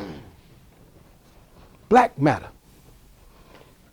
This particular event in science is so deep and so far-reaching that they don't want you to know about dark matter, black matter consciousness, and its ability to shift your awareness by conditioning your DNA. Today, they are putting up all kinds of smoke in the sky to circumvent the dark matter particles that are raining down in the form of all kinds of genetic material never before witnessed on the planet. This is why scientists over the last, say, 3 to 5 years have been busy putting a barcode on all the genetic life forms on the planet. Let me say that again. Every creature, every animal that swims, every animal that flies, that runs on 4 hoofs, walks on 2 legs, everything is going to have a barcode. Why? Because those who are controlling our reality index know that there are about to be quantum leaps in perception happening here, and with that quantum leap, a change in the physiology, psychology, and mentality of all living things on the planet.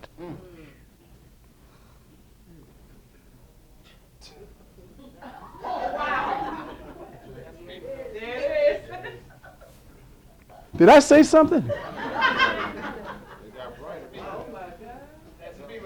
Oh.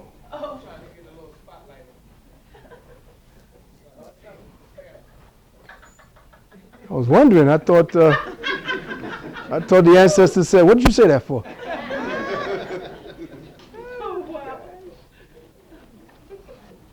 The European mathematician Domato Greco passed away in 1995, and he said, the black particles constitute a universal component of great interest for the planet's evolution and all living systems. You don't need to see me. You can actually put on, just stay on that. Just my voice. Just deal with my voice. All right? You get down the lights. Just deal with my voice. And this last thing. Next one.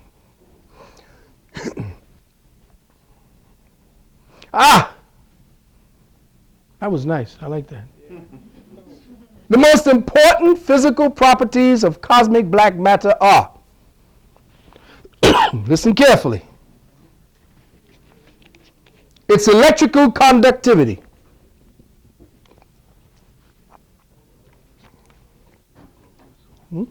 Yes, please, if it's cool. And turn up the coolness. You want to make it cooler if it can? Yeah. Mm-hmm. During the break, it's a bigger room. So Oh, okay, we're moving the big one. after the break. The reason why it's so necessary to deal with high electrical conductivity is because consciousness and intelligence acts upon the electrical frequencies or electrical component of light. The magnetic component is the consolidation of all the activity into a housing for that intelligence to be activated. But if there is an oversaturation of the magnetic, consciousness becomes bogged down, and it becomes too saturated, too obese, too bloated. So now the reactivation of the electrical component is necessary, and because the wider consciousness dynamic of creation knows when one part of its creation is off, just like the body knows when there's a pinprick or a sprain someplace, the brain will tell you. Well, whenever a planet and the consciousness index of a planet falls below a certain level of activity, the universal intelligence matrix begins to feed that area with particles or particulates of its component intelligence, so as to feed, reactivate, nourish, and to give a push or a boost to that place for that consciousness to start rising again. And this is why black matter is being seen and felt and streaming into our consciousness awareness, because we have been shut down by religion. Religion is magnetic consciousness. It's an oversaturation of magnetic consciousness. It's you sitting there and waiting for somebody to tell you that somebody is coming to save your ass.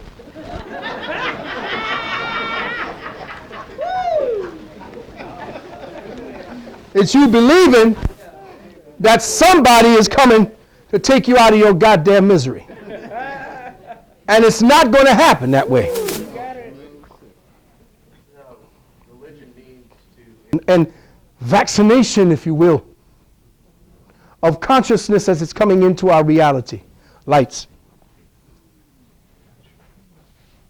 With that, I've just taken you to the first half of what we are about to do, because we are about to change rooms to a larger room and to another state of consciousness. And with that, we're going to get to the questions and answers when we get into the other side. No, hang on.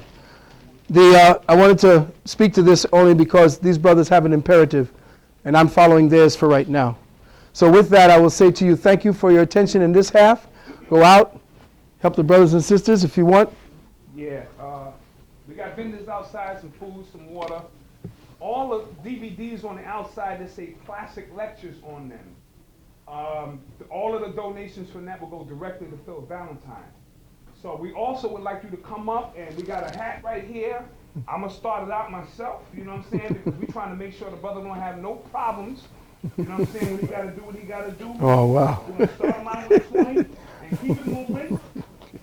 Feel free to come up and get with the brother. Then, to my right and to your left, there's a room 107. It's a bigger room. This is where everybody can kind of relax a little bit. So we're going to break for 20 minutes, Negro time, or cosmic black matter time. Let's screw that up. Room 107. Yeah, we're going to be All right next Give it door. up for Phil.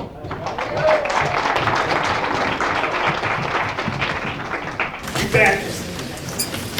See, I said 20 minutes cosmic black matter time, right?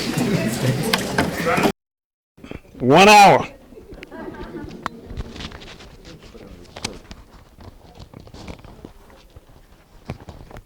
All right.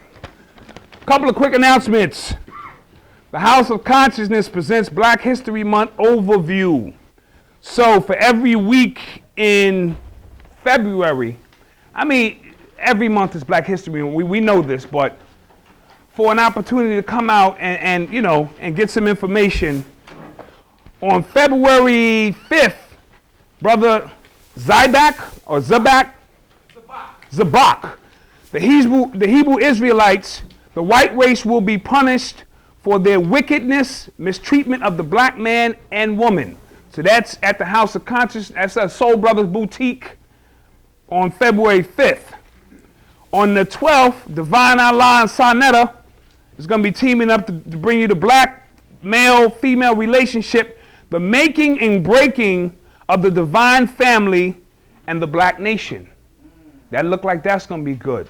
So get there. We got a mailing list going around, so try to sign up on that. On the 19th, Alim El Bey, the commission, the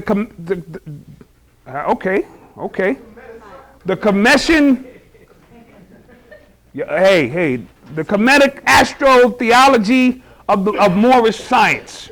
But he used another word that's got me like twisted right now, so I'm going to be there to find out what that's all about. On the 26th, which is the last, that's going to be the 19th. That's the third Sunday, Soul Brothers Boutique. All of these at the Soul Brothers Boutique for the month of February. That's in Harlem. Get on the emailing list. I'll email you. We'll do what we do. On the last Sunday of the month, Professor Griff, Brother Black Dot, that's me, and Brother Rich will be doing the hidden agenda. We'll be doing the slides and movie clips. We're going to call it like dinner and a movie. So you can come through, get a little bite to eat, and we're going to start decoding some movies. All right, so that's going to be heavy. All it's at the Soul Brothers Boutique, which is 115 West 128th Street in the heart of Harlem. So that's up with that. And with no further ado, we're going to turn it over to the master. Let's give him a warm black hand.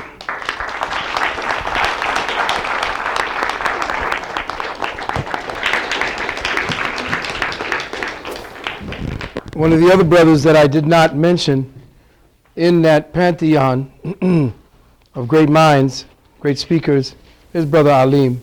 So you would want to come out and see that brother to speak as well.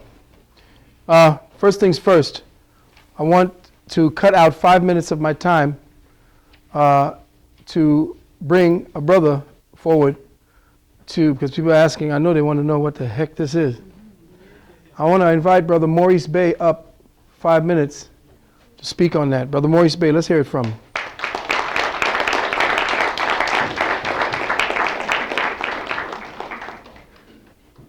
You're going to have to shout out loud, brother. I hope so.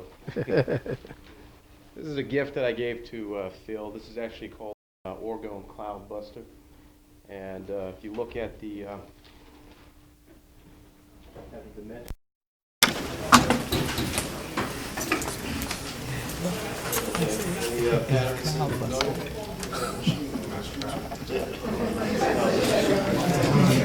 You see snowflakes, you understand what this pattern is.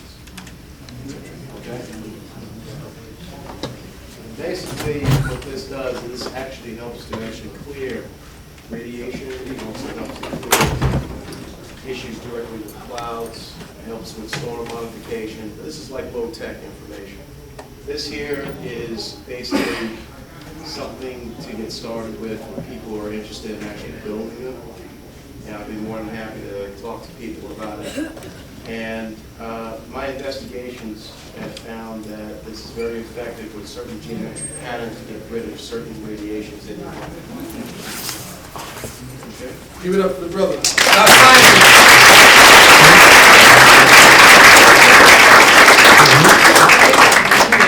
I hated you got to do that because our think tank, our dark matter think tank, summarily exposed, but I think it's time because it's time such work starts coming out of the closets and we stop dealing with that, low level. This is not low tech, he's saying, essentially is the way all tech should really begin.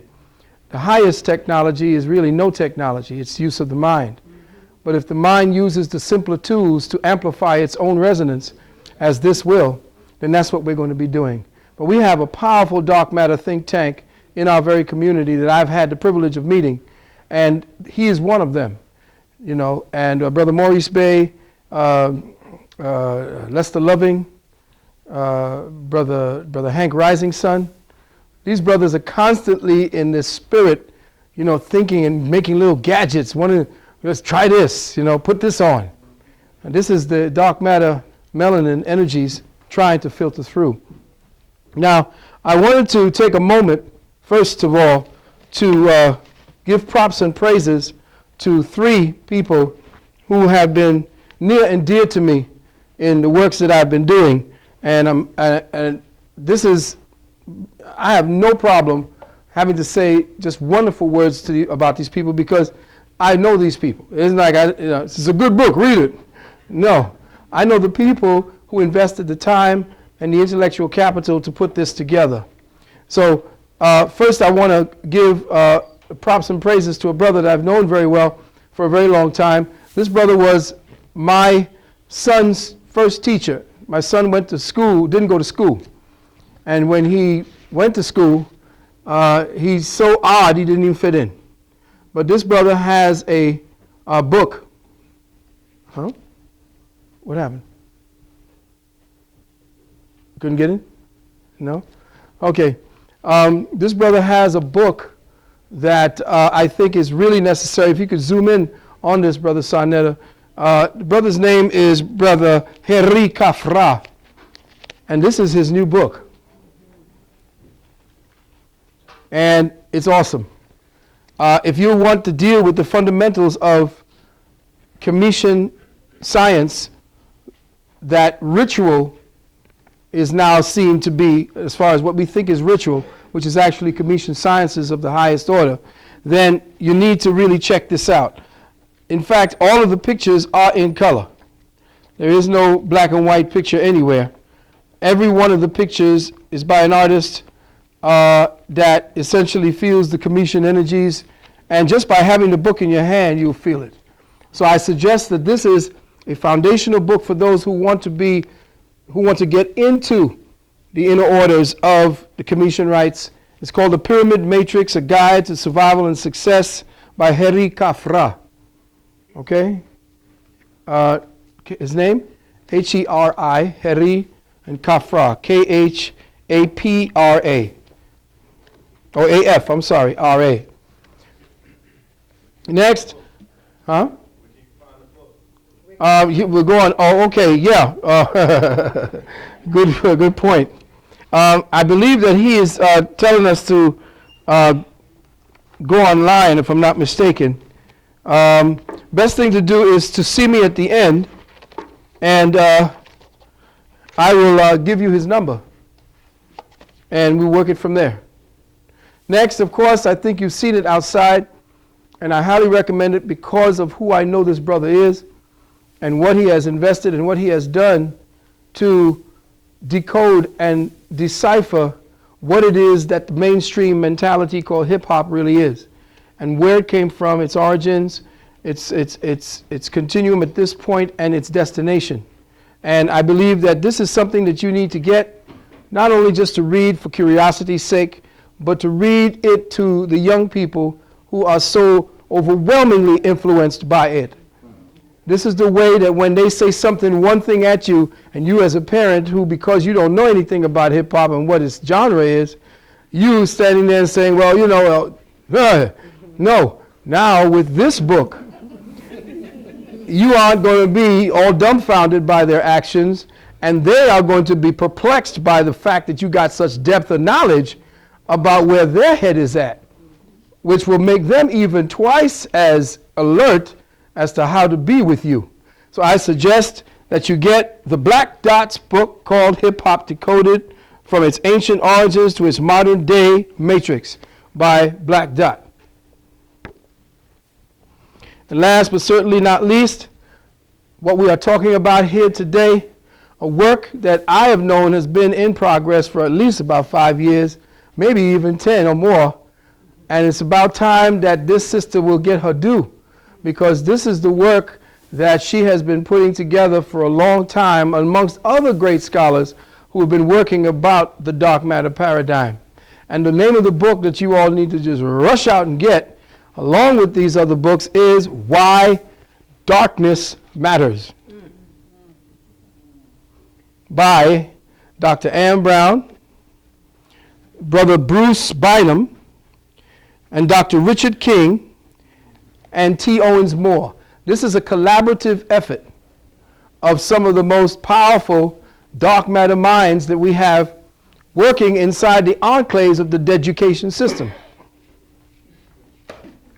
So this is a must along with these books, because if we do not support this kind of information coming out there now, we are not going to be setting the trend, we are not going to be setting the discipline and the focus we need to teach our people where to go and look for their information that deals with them and them alone.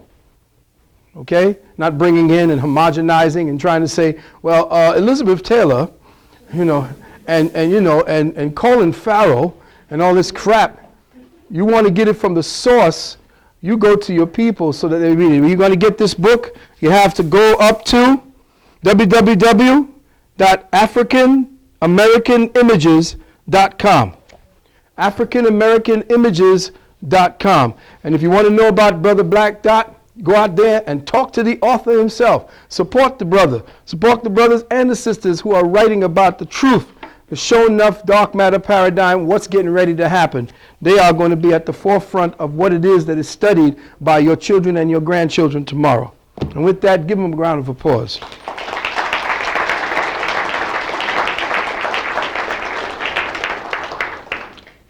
Now, we had left off at the time where we were speaking about dark matter, but at this point, I want to jump forward to what we had said at the last Codex, where we were speaking about the process called accretion.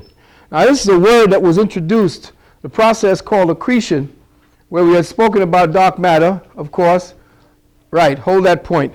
We were talking about accretion, and that consciousness, as it begins to solidify into formats of intelligence, such as molecules. Molecules are templates of intelligence. Molecules essentially create a matrix wherein the activity of intelligence may find a three-dimensional composite by which to bounce off of itself. Molecules create or triangulate consciousness in such a way as to make sure that whatever the template blueprint program of the mind that is about to create whatever it's creating, the molecules are given its instructions by the atoms, and the atom's expression of that intelligence becomes molecular in nature. This is the format of divine cosmic intelligence as it begins to seek its peripheries, seek its threshold.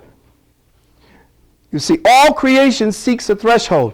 But as that threshold becomes hardened, there is an inner dynamic of chaos that begins to want to break free of the shell. This is a perfect example. When a mother lays the egg of the mother chicken or the gator or whoever, the egg represents a threshold. But because of what it is that that threshold represents, inside there is a dynamic taking place. There is an accretion of information from one atomic dynamic to one molecular dynamic, and from the molecular all the way outward into what we constitute as the organic. That accretion process is constantly taking place as it begins to fill out and begin to circumscribe whatever that intelligence is creating. After that intelligence has reached its point of reference where it now understands all of itself, intelligence always seeks its level, its highest level or higher level, and by its own frustration begins to call to it the ingredients necessary for it to accrete or go through an accretion process to its next stage of development. This is what's happening to us. We can't stay like this. This body is weak. It is not the proper vehicle for encompassing the kind of information, knowledge, and substantial forms of spirituality that is necessary to get us out of the present paradigm envelope lockdown that we're in.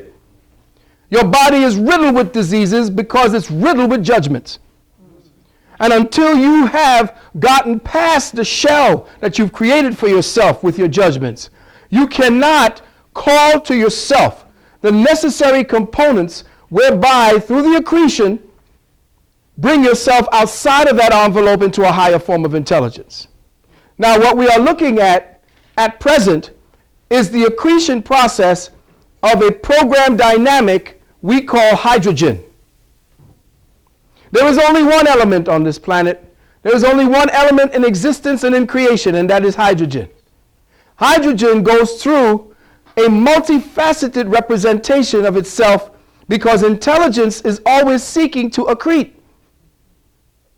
And as it accretes, it goes into different facets of itself, goes to its threshold, comes back in to an implosion, and then explodes again with a whole other realization and template for a whole other dynamic of realization. Constantly redefining itself. You have stopped redefining yourself. By stopping the redefinition of self, or by only being given certain definitions by which to attach to yourself and your being, you are trapped in the maze created for you by those who have structured the maze to make sure that the energy that you would use to amplify your consciousness is being used to feed them. So every time you get into higher thought processes, and I know some younger brothers called me up and said, when somebody said something, and they said, well, why you do that? You sound stupid. And then another brother said, that ridge implant kicked in. Young brother said it. I said, oh, you know about the ridge? He said, yeah, I got your tape on that. And I think he did that for me because he did it and then looked at me like that, you know? And I looked back at him. Yeah, the ridge implant is the plant that is planted at the fifth chakra. At the fifth chakra, where the thought process has to go through a kind of cyclic dynamic, it is being monitored for the level of frequency that the thought encumbers. So if you think higher thoughts, I'm talking about seriously higher meditative thoughts, there are energy frequencies that once you think that way, they kick in to shut you down. So when you think about something fantastic, all of a sudden it's like, wow, wait a minute, what did I was saying again? Oh man, it was something I wanted to say. It was deep. That's because certain thinking processes connected to certain kinds of foods and certain addictive personalities creates your ridge. So when you eat McDonald's, when you eat Kentucky Fried, when you eat White Castle Murder Burgers, you have a ridge. You have a ridge that is placed into your genetic, and what it's doing is it's training your genetics to lock down themselves after a certain frequency is kicked in. So MC said, well, goddamn, you talking some crazy shit. Why are you talking some crazy? Because it sounds crazy now. I've always sounded crazy. Until somebody comes up and says it like 5 years from now, he says, wow, that's a smart brother. Maybe those people weren't meant to hear it at that time, but I know y'all are meant to hear it today, because you wouldn't be here. The accretion process is being constantly interfered with by the present judgmental systems in place. That is why some of the most popular television programs today has to do with judges.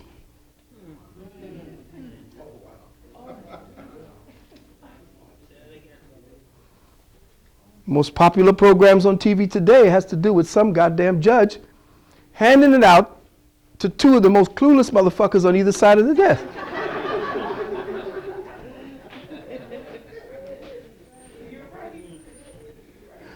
Judgment. Judgment, judgment, judgment keeps you in lockdown. Now, accretion takes place by the necessity that is activated by frustration of the spirit. Frustration in the spirit can have you fork into two different activities. It can have you self-destruct depending on your own personal power. If you have personal power will give you a foundation where your suffering does not cripple you. It invigorates, charges, and gives you the impetus and inspiration to go forward. The personal power, as Don Juan spoke about, is the energy that one accrues through lives, having slowly but surely stripped away the necessity to judge oneself against what they think they see and what they are programmed to believe is real. If you are really believing that there's such a thing as a job,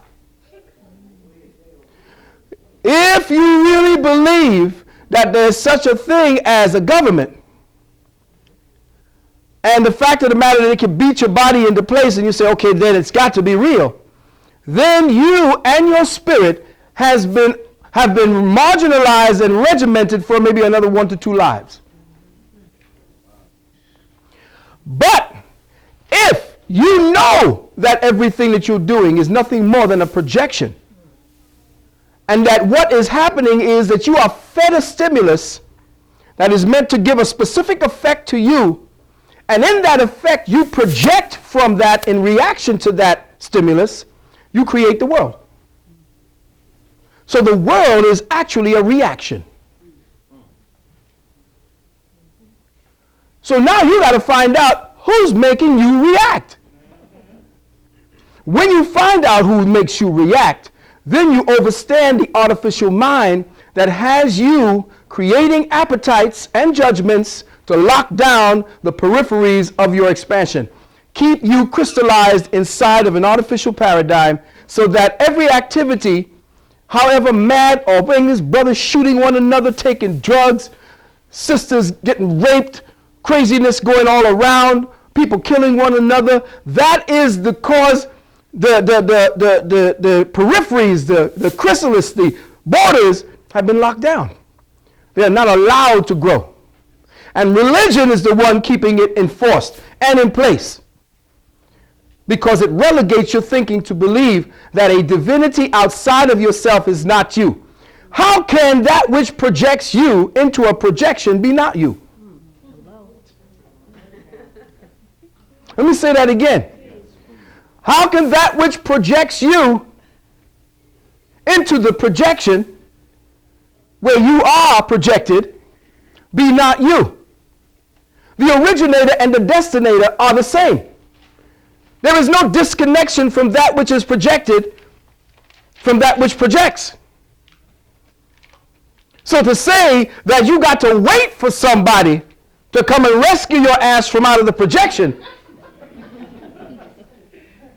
is the kind of lockdown mentality that they have been promoting to you, so that the energy that you would use in order to expand your consciousness into greater forms of awareness are now turned against your brother and your sister into destruction.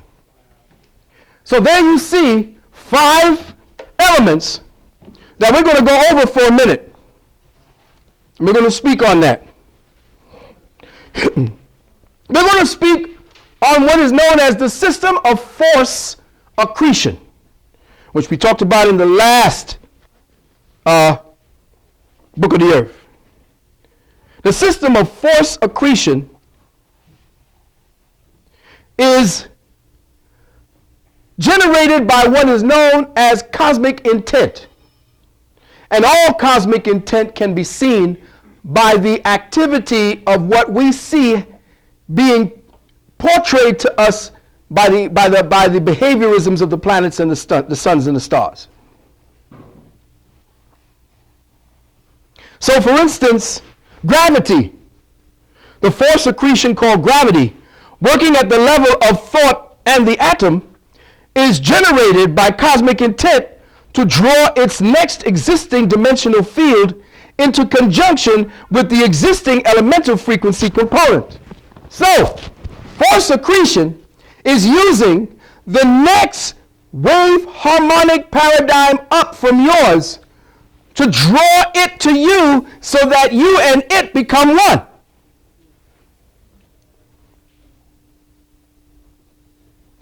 It is the natural return of the Creator's creation to the Creator.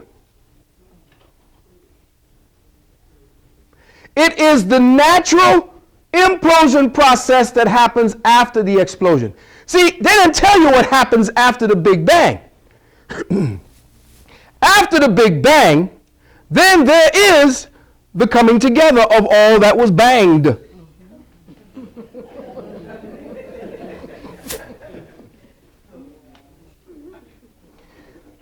Accretion is simply the curve or the force that returns the projection back to the projector.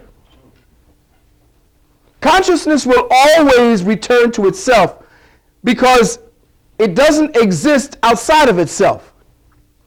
It will always be itself. It will never be something different from itself. It will show you degrees based upon the place where you are in relationship to its activity. So it's all about your personal interpretation of what you're looking at, but it will remain the same. Thus, the frequency harmonic octave of the atom, symbolized by the sigil 8, takes 8 times 8 accretion levels of spiraling harmonic resonances of intent to create the 64 codon of the DNA. Let me say that again. The frequency harmonic octave, which is 8, of the atom, symbolized by the sigil 8, as above so below, takes on the 8 times 8 times 8 accretion level of spiraling harmonic resonances of intent to create the 64 codon of the DNA, marking a specific level of consciousness awareness in biological form. So 8 times 8 is what?